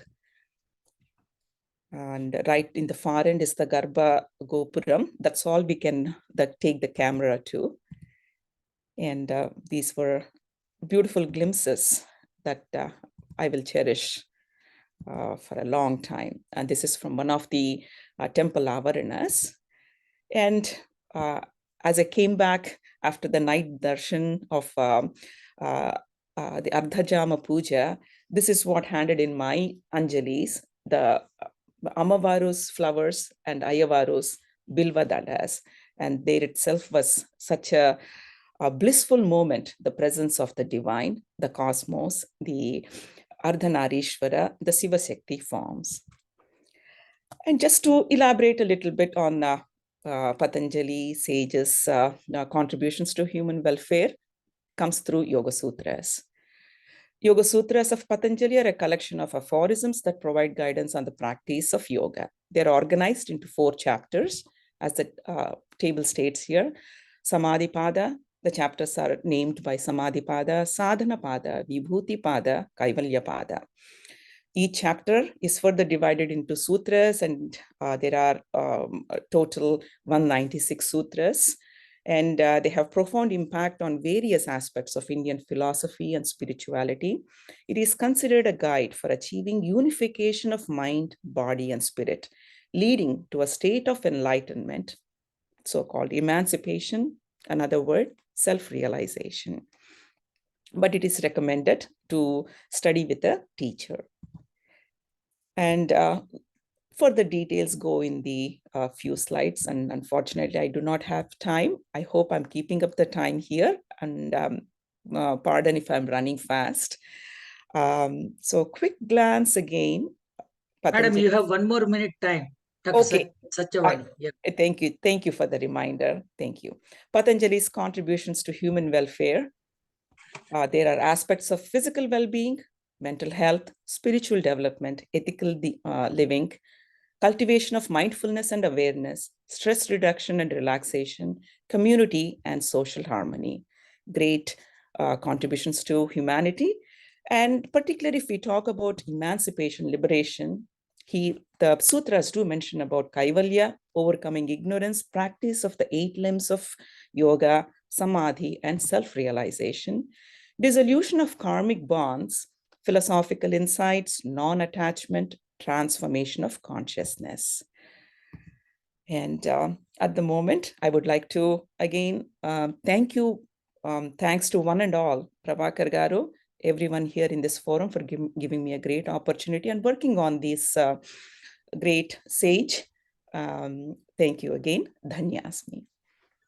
Thank you, madam, for the wonderful presentation and of your personal trip to South India and showing wonderful pictures there. Thank you so much. Prabhakar sir, would you like to add any? Patanjali, I just mentioned, and she took it out and made a beautiful presentation. Much information is not available generally for all people, but she has made an effort to gather all that, and congratulations to Satyavani. Sometimes she was always diffident. No diffidence. You are confident. You can do well. Thank you. And next January, she is having a beautiful program on Veda and other things. So she has been doing a lot of work, but basically she's an engineer and doing all good work. Congratulations. God bless you. Thank you. Thank you, Andy. Thank you all. Namaste. Thank you, sir. So we would go with the next presentation. The path of Rishitva and Syavasva Maharshi. So that Syavasva Maharshi would come in Aruna Prashna also. So Dr. Paramba Yogamaya, assistant professor from Sanskrit department, Sanskrit University, Puri, Orissa.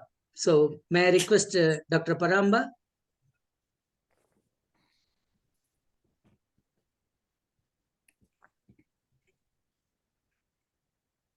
सक्तुमिभूतितौ न पुनन्तो यत्र धीरा मनसा वाचमक्रता अत्रा सखाय सख्यानि जानते भद्रीसां लक्ष्मीर्निहिताधिवाची. Revered Dr. C.L. Prabhakar sir, revered Dr. Raghav sir, and one and all here present, all are the dignitaries and all the learned scholars presented the papers here, and the members of Veda Adhyayana Kendra. A less non-Rishi of Rigveda is Rishi Syavasya. Initially, he was not Rishi. How he achieved the Rishitva, that is the discussion of this paper. And this Rishitva is regarded as the highest qualification in the Vedic times. The term Rishi, first of all, Madam has also very nicely presented about Rishitva, and then Patanjali. And Rishi comes from the root Rish Darshani. Rish Darshani, in Nirukta is an auxiliary text among the 6 auxiliary texts of the Vedas. It is the auxiliary text, Rotram Rishir Nishidan Rishir Darshanat. In the second chapter of the Ghantuka Kanda, it is described by Yaska. And the commentator or the Vyakyakara, Durgacharya, has very nicely described it that ye gatyarthaha, rish dhatu gatyarthaka, to go, rish means. The gatyarthaha te jnanarthaha. Here, the term rishi means to perceive the knowledge, the highest knowledge. Iti nyayena atra darshanam nama jnanam pashyati hi aso shmanarthan. Who perceive the subtlest knowledge or subtlest meaning of the mantras is known as rishi. Further, it is said that Stoman Dadarsha iti Upamanyavaha, another rishi, the son of Upamanyu is of the view that those who are perceiving the mantras of Samaveda that are known as Stoma are also called as rishis. According to Amarakosha, those whose words are true, they are rishi. Rishayaha satyavachashaha. There are 7 types of rishis as described in the commentary of Amarakosha. And Maharshi, Devarshi, Brahmarshi, Paramarshi, Kandarshi, Srutirshi, Rajarshi. And these terms are described from highest grade to the lowest grade. And that means Maharshi is the highest grade, then Brahmarshi, then Devarshi, then Brahmarshi, then Paramarshi, then Kandarshi, then Srutarshi, and lastly it is Rajarshi.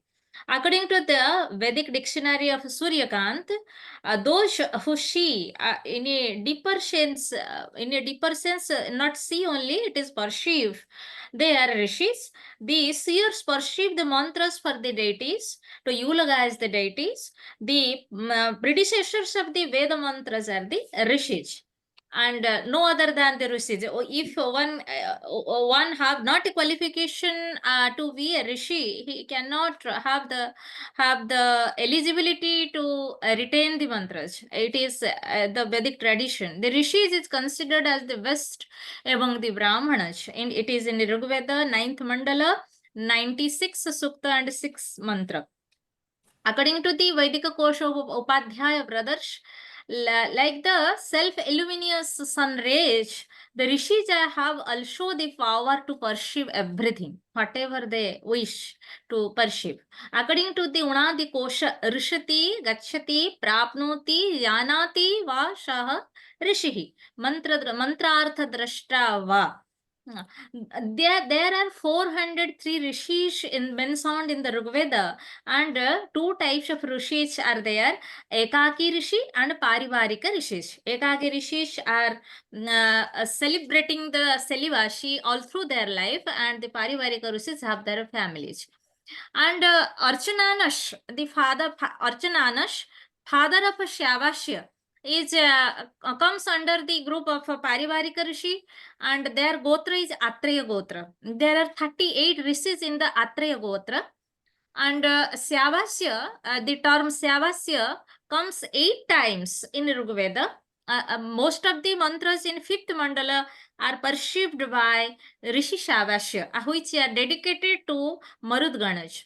According to the Anukramani, the suktas perceived by Syavasya are found in 5th, 8th, and 9th mandalas of the Rigveda.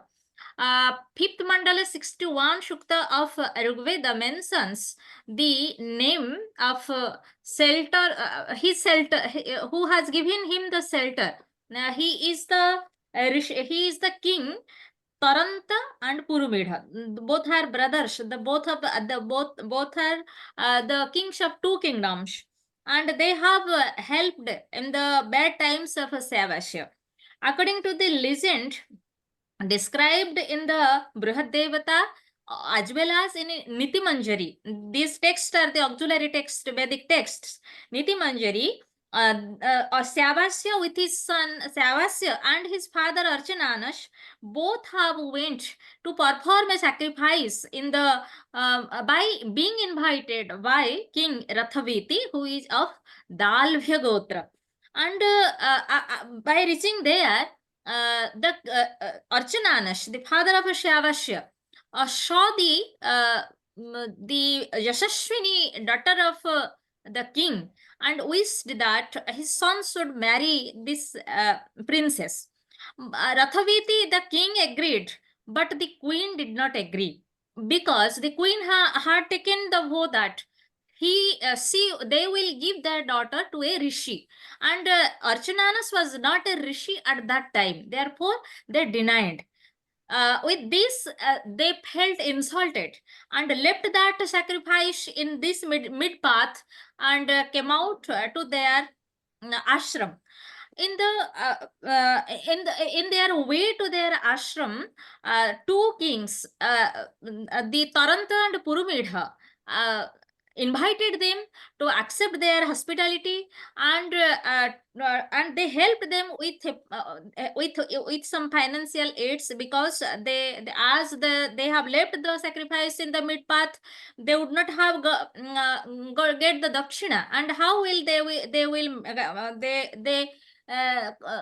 live their lives, or how they maintain their livelihood. Therefore they helped, and with this help, Syavasya did not forget his aim, and he tried his best and did the deep meditation in the forest with all concentration, and to get the rishitva and to perceive the mantras. And Tarant and both father and son became felicitated with much wealth by the wife of Purumidha. Her name is mentioned, that is Sasiyasi.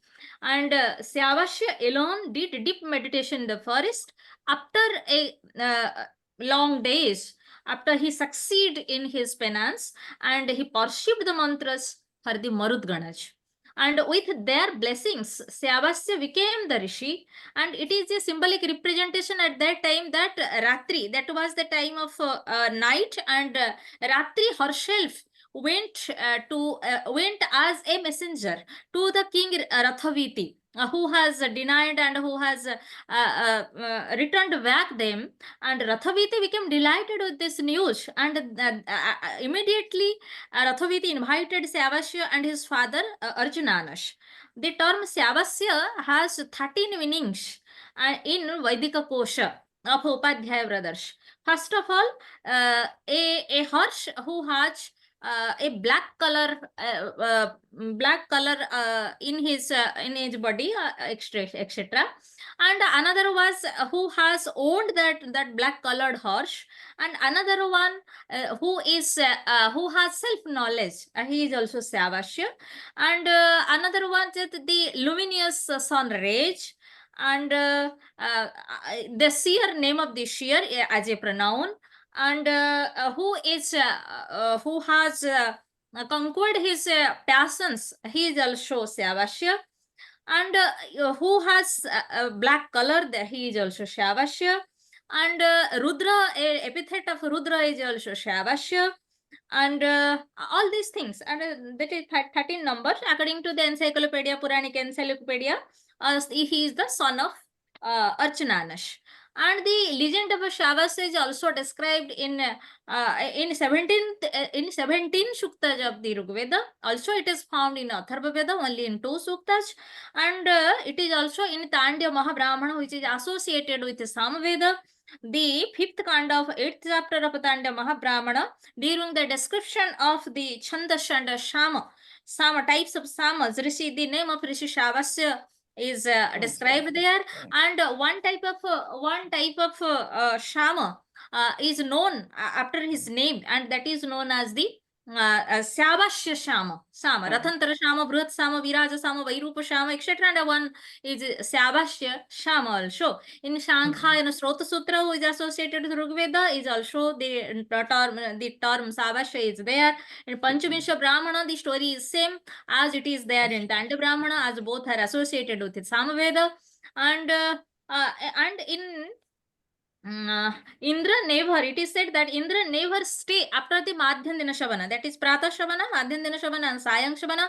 Pratah Shavana is meant for Agni, and Madhyandina Shavana is for Indra, and Sayang Shavana for Aditya. And Indra never waits after Madhyandina Shavana. But with the singing of this Savasya Sama, he returns back again to take the Soma or present in the sacrifice. It is said there, and in the it is very elaborately and very clearly described in Bruhad Devata. It is an Anukramani text, and the story is same as it is in Rigveda. But elaborately it is said that, and this story, just the concluding part, and this story, what is the implication of this story as described all through the Vedic texts? The Rishi Savasya, but it is less known because we know the 7 rishis are the main Guruchamada, Vishwamitra, Vasistha, Bharadwaja, Atri, all the rishis associated with the Bansamandala or the family books as it is read in the history of Vedic literature. But Rishi Savasya is a role model for the society. With great penance, he attained the Rishitva. Through tapasya, one can attain anything in his life. Tapas has immense power to make a person divine or deva. And Savasya kept his self-respect, still collecting his confidence by when the king denied to give the hands of his daughter. If one path is closed, then another path is opened, and because Taranta and Purumida helped him with which get him healed, and he became stable in his aim to do the penance. With the financial help for a livelihood by Taranta and Purumida, Savasya have not forgotten his highest aim, and he is not infatuated. With self-control and firm confidence, he is seated for a deep meditation. And when King Rathaviti get the news of Rusitva of Savasya, he became happy. He is a king. He has denied. Still, even if a king, he invited him with his father and apologized for his previous behavior to them. And the highest qualification at that time was Rishitva, which can be possible only at the peak stage of deep meditation. Rishitva is not a small thing.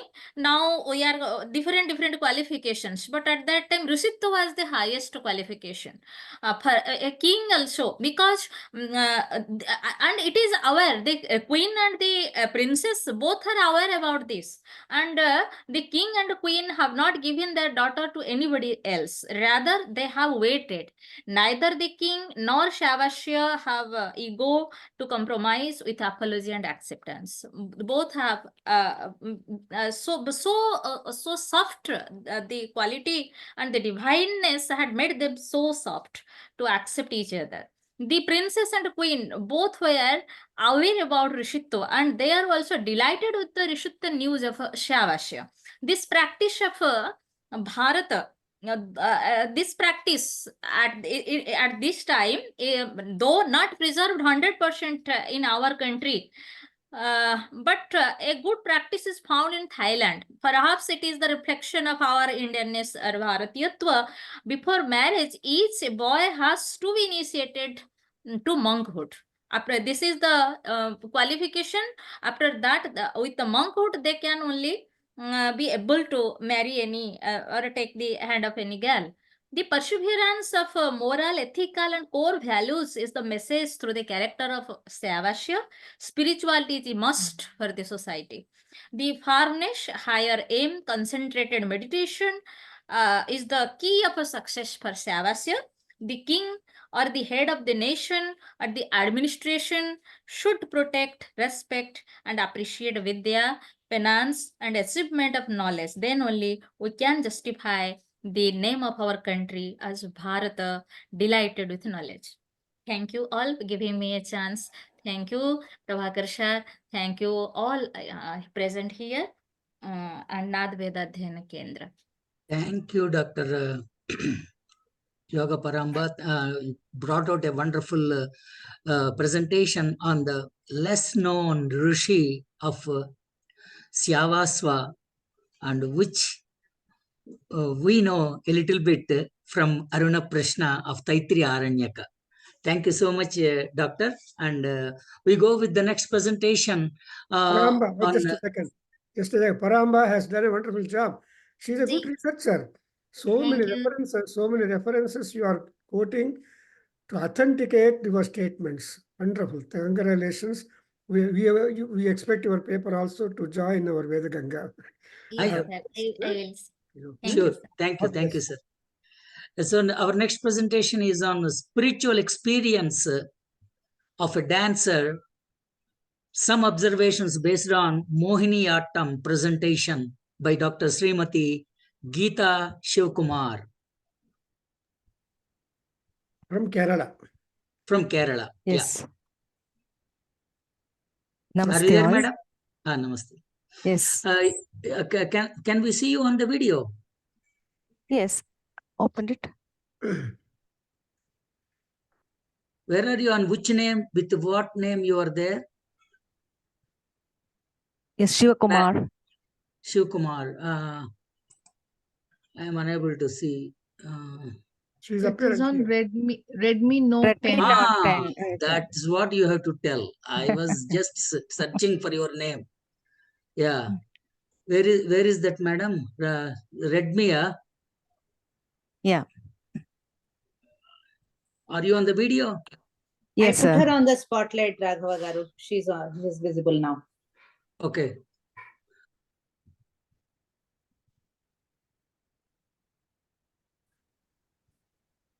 Can we, sir?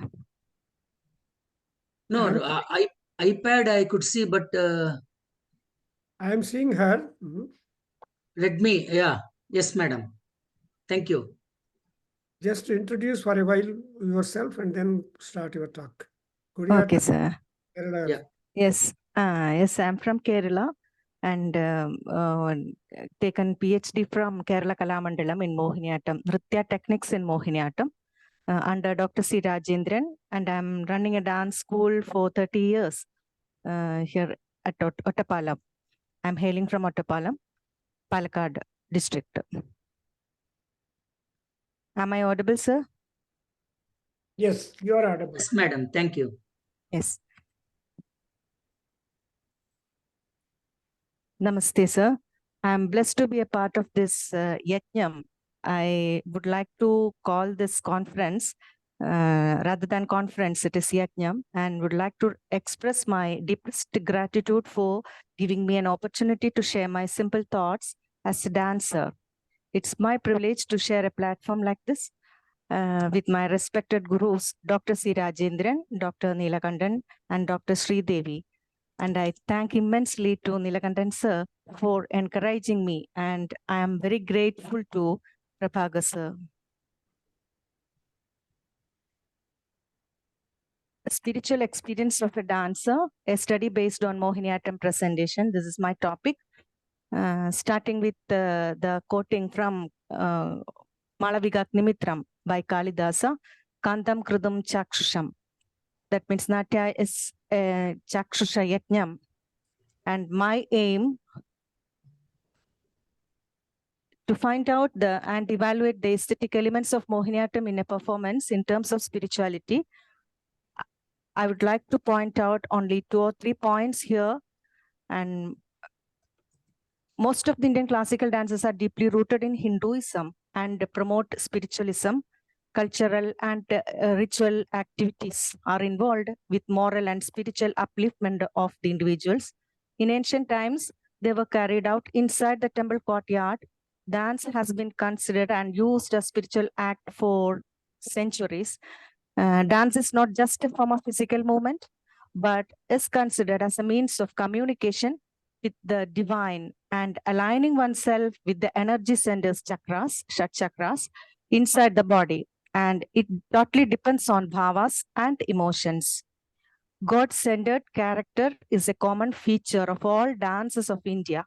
Majority of them are originated as temple dances and were performed by Devadasis for praising the god.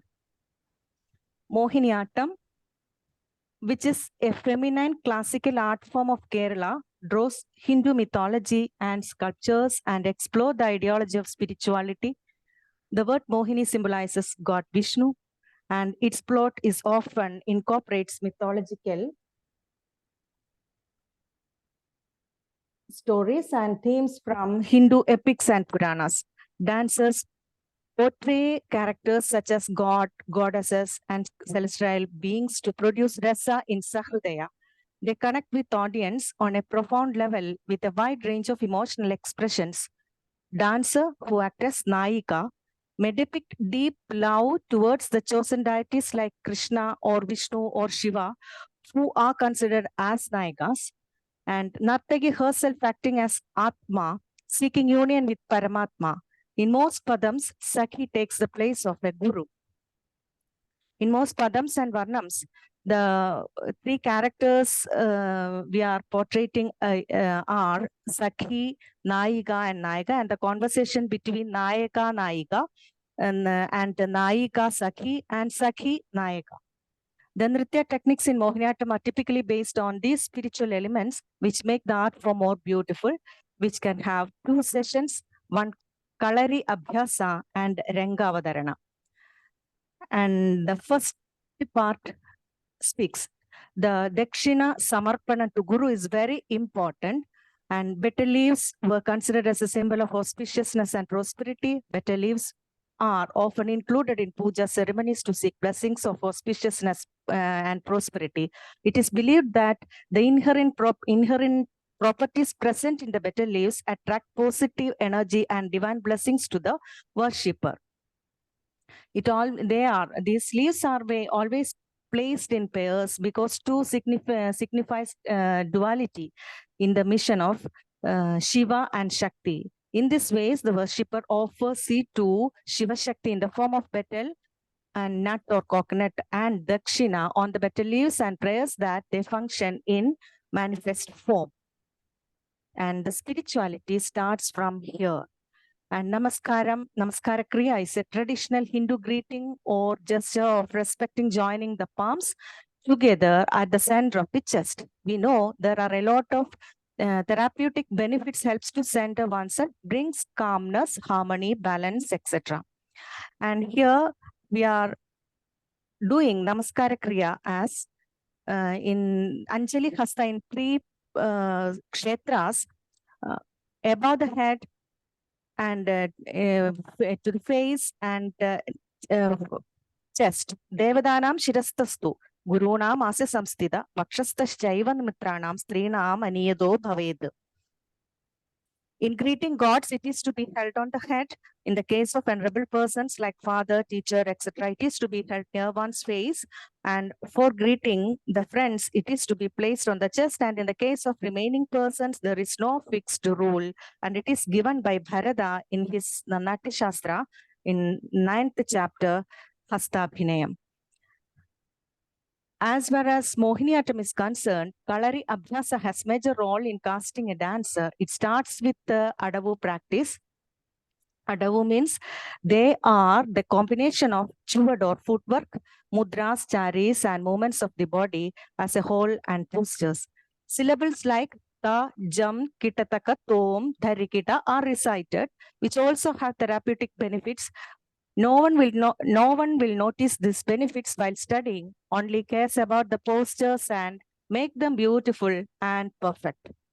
As far as for me, as a Mohiniyattam dancer, spiritual experiences spread out in various areas like Kalari practice, in front of a guru, self-practice, doing choreography and stage performance, etc.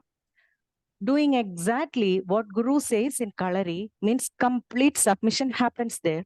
No one questions the Guru. This is how discipline comes about, the first step of spirituality. And self-practice gives enjoyment rather than discipline. Consistent practice enhances both the body and mind, boosting energy levels, strengthening the body, and fostering spiritual growth. Cheerful mind is the path to spirituality. Coming to the stage performance, the third stage, a performer's mind should be calm. All the performances aim to produce rasa, and this rasa can be enjoyed only if the mind is calm. Bharata says, Vishranti Jananam Kale indicates this. Both the performer and Sahridaya attain this Vishranti by calming the mind. During performances, sometimes the performer breaks the systematic techniques practiced in Kalari in an aesthetic way to attain this. Abhinava says, all rasas immersed in Shanta rasa and can enjoy and attain Ananda, which is equal to Brahmananda rasa, which yogi can only attain. Techniques used by a performer to attain Shanta rasa. Number one, performer starts in standing posture, that is still, which is a yoga theory. Still meaning tranquil and undisturbed.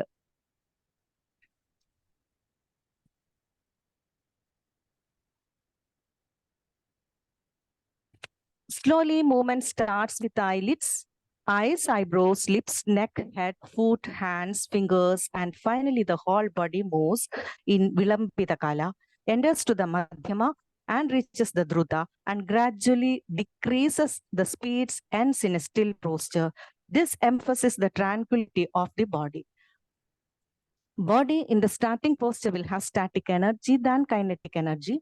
On the other hand, in the final posture, the body will be in the high level of energy with increased blood circulation and heat. This leads to a dancer to a different mindset, that is Ananda.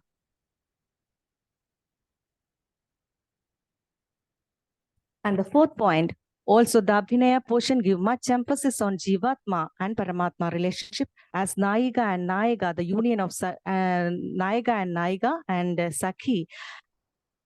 Union of Shakti and Shiva resembles this. Shiva Shakti Ayukto, Yadi Bhavati Shakta Prabhavidam Nache Devam Devo Nakalukushala Spanditumabhi Adastwam Aradyam Harihara Virinjadi Pirabi Pranandum Stodum Va Kathamagruda Punya Prabhavati. Really, I really experienced that the body and mind filled with a type of energy and can feel a vibration in each single 1 hour performances, especially the divine love of Shiva and Krishna when doing Narayaniyam in Guruvayur Kshetra.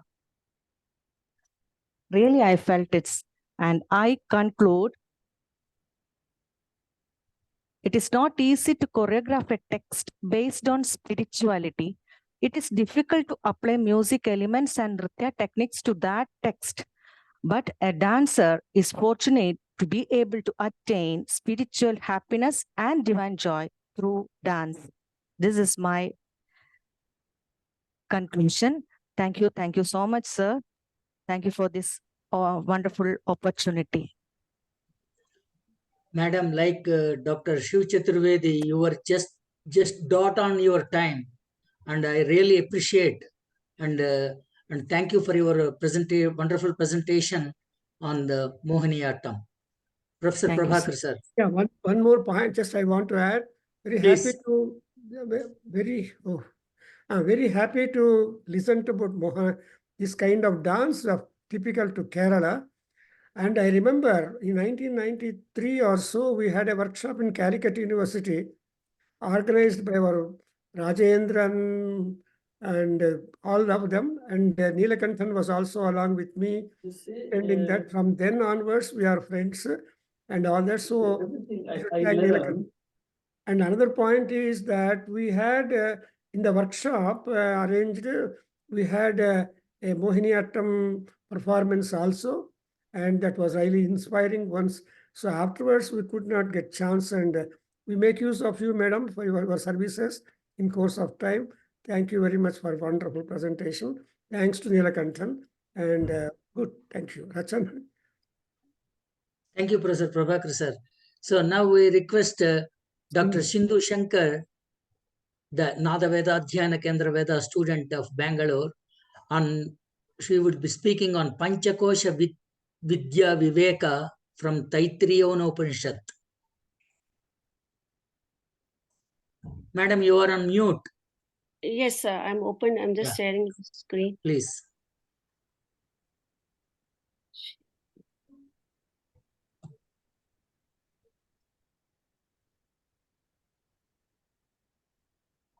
Can you see, sir? Yes, very much. Thank you. Yeah. So, good evening, everyone. Good morning. I am Dr. Sindhu Shankar from SVSI University. I have done my PhD on yoga on children with autism. The topic of which I'm presenting today is Panchakosha Vidya Viveka from the Taittiriya Upanishad. So this, for presenting this, I have to thank Dr. Prabhakar ji for allowing me this opportunity to understand Panchakoshas in detail. As a yoga therapist, I have always known in detail what Panchakosha, but only after I made this paper, I knew that there were so many gaps which it helped me completely understand Panchakoshas. So Panchakoshas actually has a lot of meaning in modern context because man has always questioned the reality of his existence and understand the various aspects of his personality and also attain that highest elusive state of happiness or bliss. So the earliest identification offered to man and understanding his personality and attaining this ananda was through the concept of Panchakosha Vidya Viveka of the Taittiriya Upanishad, which has been further beautifully elucidated by our various rishis. So the Taittiriya Upanishad proclaims that the knower of the Brahman, the supreme being, attains the highest state of ananda or infinite bliss, or Brahmavit Apnodi Param. The all-pervading Brahman is defined in the Upanishad as Satyam Jnanam Anantam Brahma, or the supreme existence that is truth, knowledge, and infinite. Brahman is essentially the pure intelligence or the principle of consciousness that makes our soul and the first reality that surpasses the limitation of time, space, and causation. It is the effective cause of the universe, forming the common basis and background of all that appears real and existent. However, this omniscient Brahman must be sought within oneself and not outside. Slide is not moved.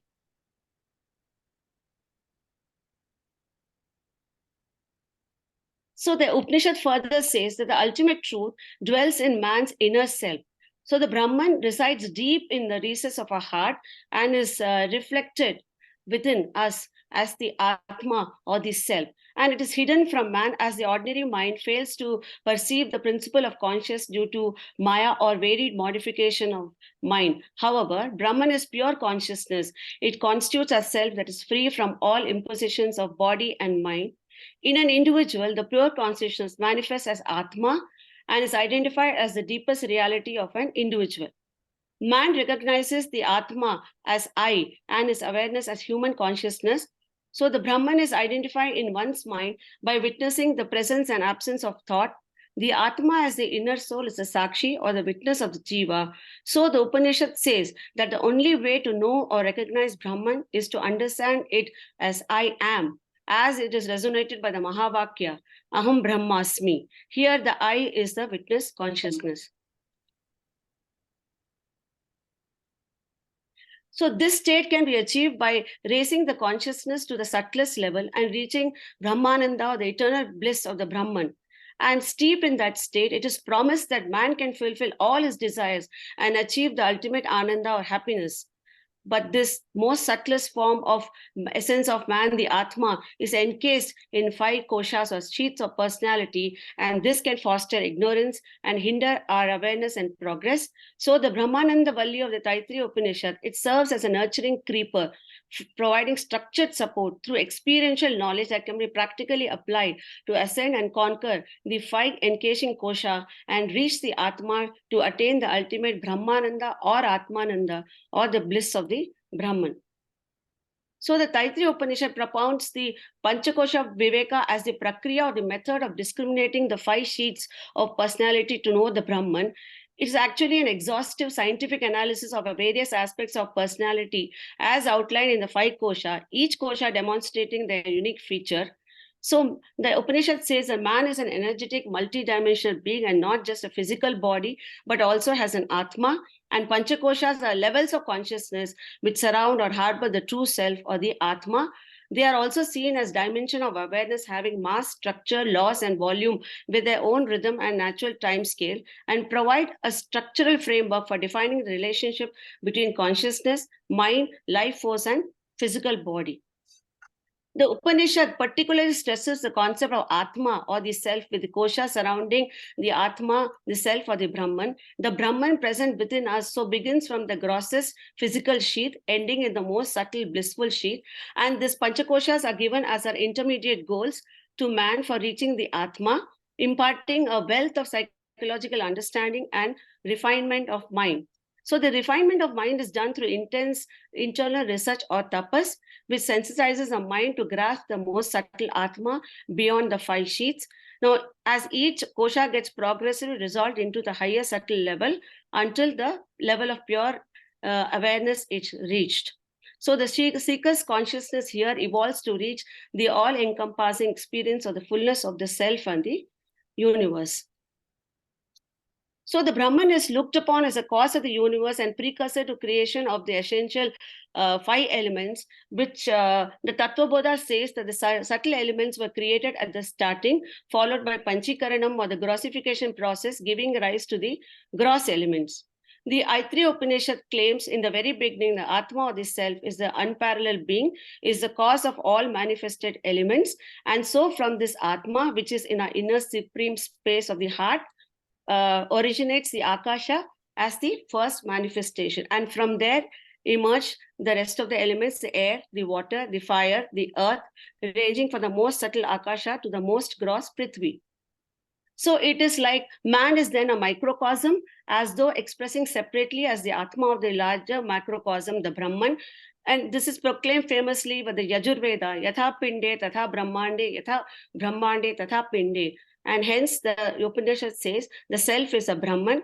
And so from that earth emerged the vegetation, producing Annam, or the food, which later led to manifestation of man as Purusha with a physical body and made of essence of food. And thus from micro to macro, as from self to universe, are present 5 layers of our existence or Panchakosha as given by the Upanishad.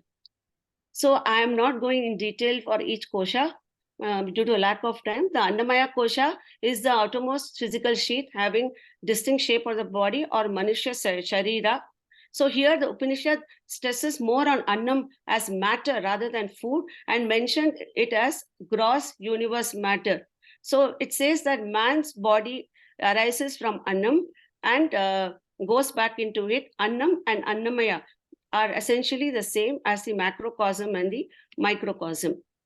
Here the Brahman is worshipped as the food which supports all the living beings.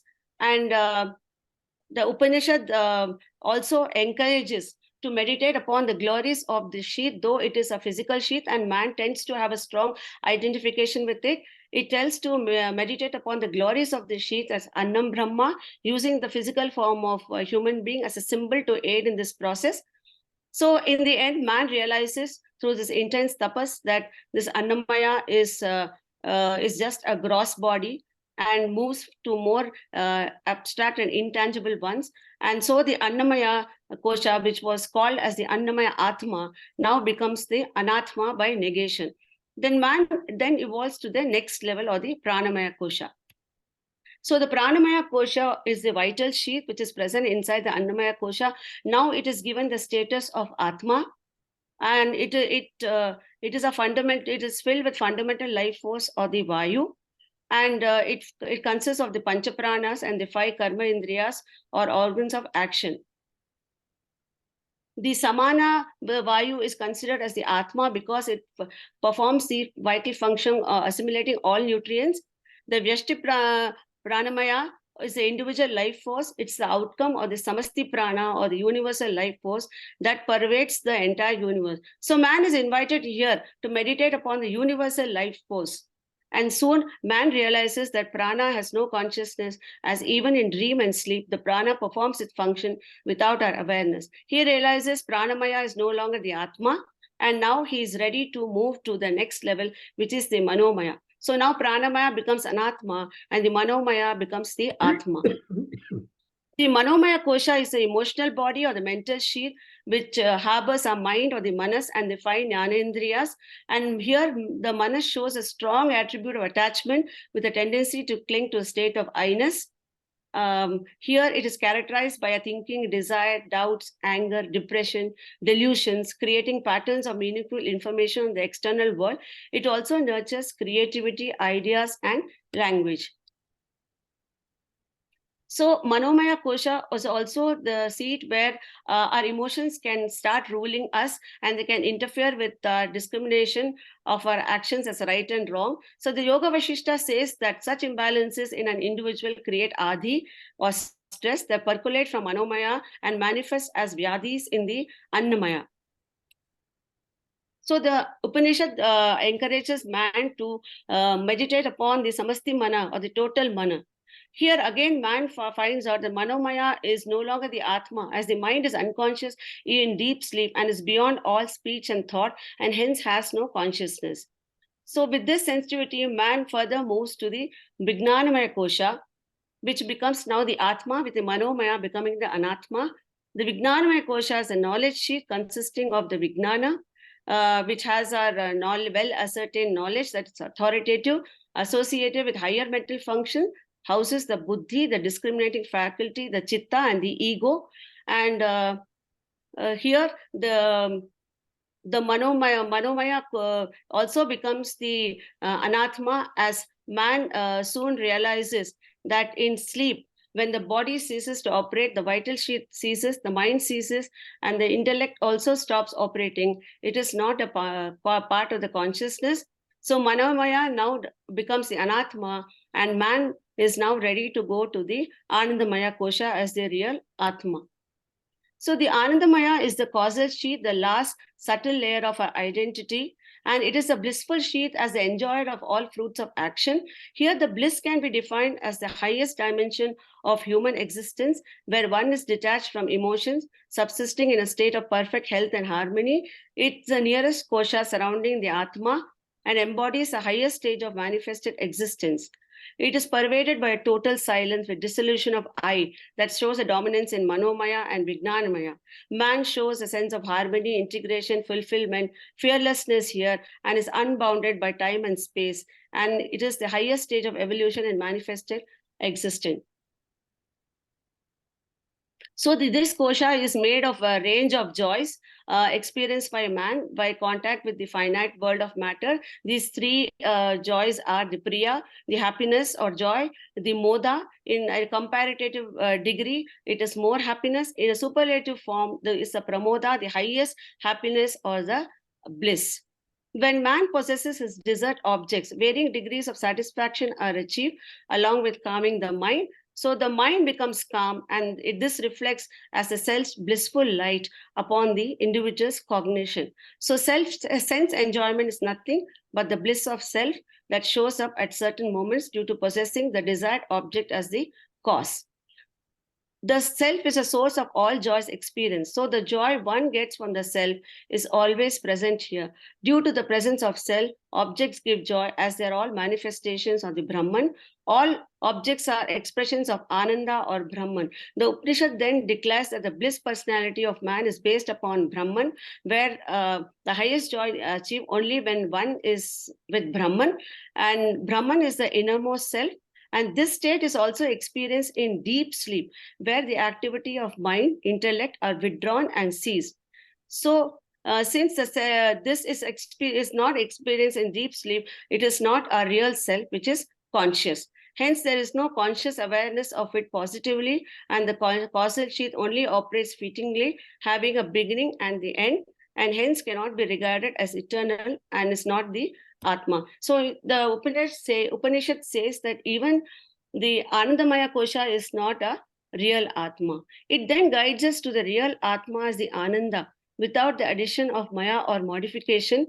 Anandamaya is graded with fluctuating experiential joys that are time-bound, limited. Ananda is non-graded, non-fluctuating, and ever-present as I am this Ananda. It is a supreme ultimate bliss and higher than any highest human joy or happiness. Man soon realizes that Ananda is the basic material from which originates the creation. Here, Ananda is the Atma of the Anandamaya Kosha, where the Anandamaya Kosha, with all its three graded joy, becomes the Anatma. Thus, the ultimate is the Ananda Atma as the supreme, all-pervading consciousness and the foundation for the entire universe. There is no dependency on external objects for experiencing Ananda. It is characterized by a qualitatively different sense of positivity and well-being. The Atmananda gets its support or identity from the Brahman, where Atmananda is recognized as identical to the Brahmananda. Here, the analogy of pot is given to understand the concept. One cannot say that the outer space supports the inner space of the pot, as both are identical as one undivided space.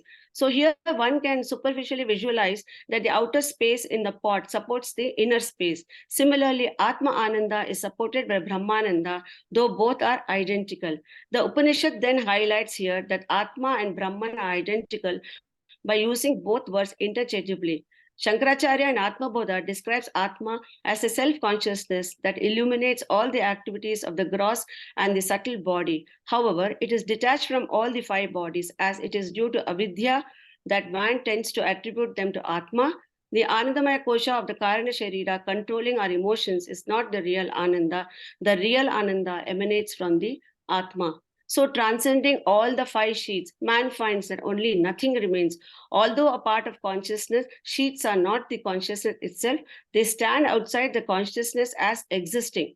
Consciousness is aware of the body, the five sheets, but no one knows consciousness. It stands by itself as all-pervading, independent, pure subjectivity and immortal.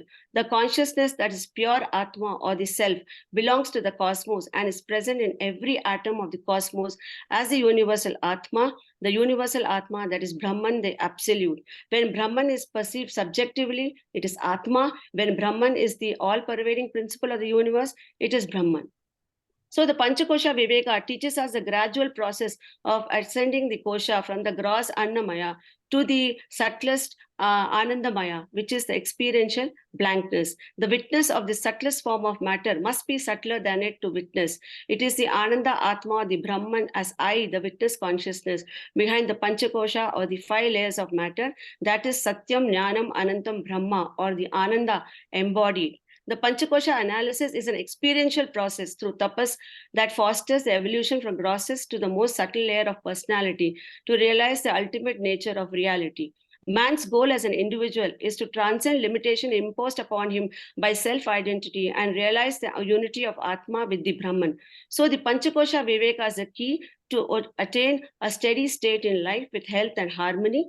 The Upanishad also offers it as a method to achieve liberation and freedom from all desire and subsequent cycles of birth and death. So the study of Panchakosha in modern context has implications for developing holistic healthcare approaches in various alternative and complementary therapies such as yoga, Ayurveda, sleep research, and psychotherapy. In modern context, the KOSA model is implemented and adapted to various areas such as educational centers, organization, workplace, spirituality, and corporate sectors. Notably amongst them is yoga therapy for psychosomatic illnesses predominantly borrows this method as an established framework for creating modules customized to an individual needs. Stress management techniques based on kosha model work very well for attaining peace and stability in the modern world, reeling from chronic stress. Thus, Panchakosha Vidya Viveka is a timeless and accessible guidance offered to man by ancient rishis to journey from ignorance to knowledge and realize freedom to maintain optimal health and harmony in life. Thank you so much. Beautiful.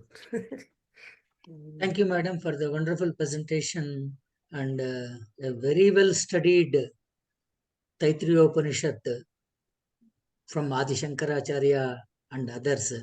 And I heard several times from Professor Prabhakar sir also the greatness of these five koshas of the human body, and the universal Atma is the Brahman. And we really enjoyed with your presentation. And we thank you very much. And for any comments, sir, from Professor Prabhakar sir. Yeah.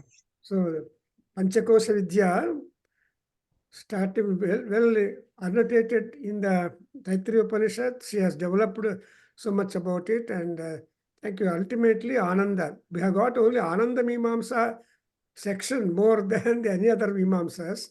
All Mimamsas ultimately come into, because Anando Brahma and Brahma Ananda. So beautiful. Thank you very much for the nice presentation. And in future also, you'll be boldly participating in presenting one or the other yogic and all other such kind of topics. Congratulations. Thank you very much. So now Thank you, sir, for this opportunity. Thank you so much. And we conclude the day one program. And tomorrow also we expect and we invite all of you for the day 2 program. And now the program will be concluded with prayer by Dr. himself. Puttupalli Raghava. Om Abhirgirбhirयदतो न ऊनमाप्यायय हरिवो वर्धमानः यदा स्तोतृभ्यो महि गोत्रारुजासि भूयिष्ठभाजो अधते स्याम ब्रह्म प्रावादिष्म तन्नो माहासीत् ओम शांति शांति शांतिः नमो ब्रह्मणे धारणं मे अस्त्वनिराकरणं धारयिता भूयासं कर्णयो श्रुतं माच्चोढ्वं ममामुष्यवो ओम सहना भवतु सहनौ भुनक्तु सह वीर्यं करवावहै तेजस्विनावधीतमस्तु मा विद्विषावहै ओम शांति शांति शांति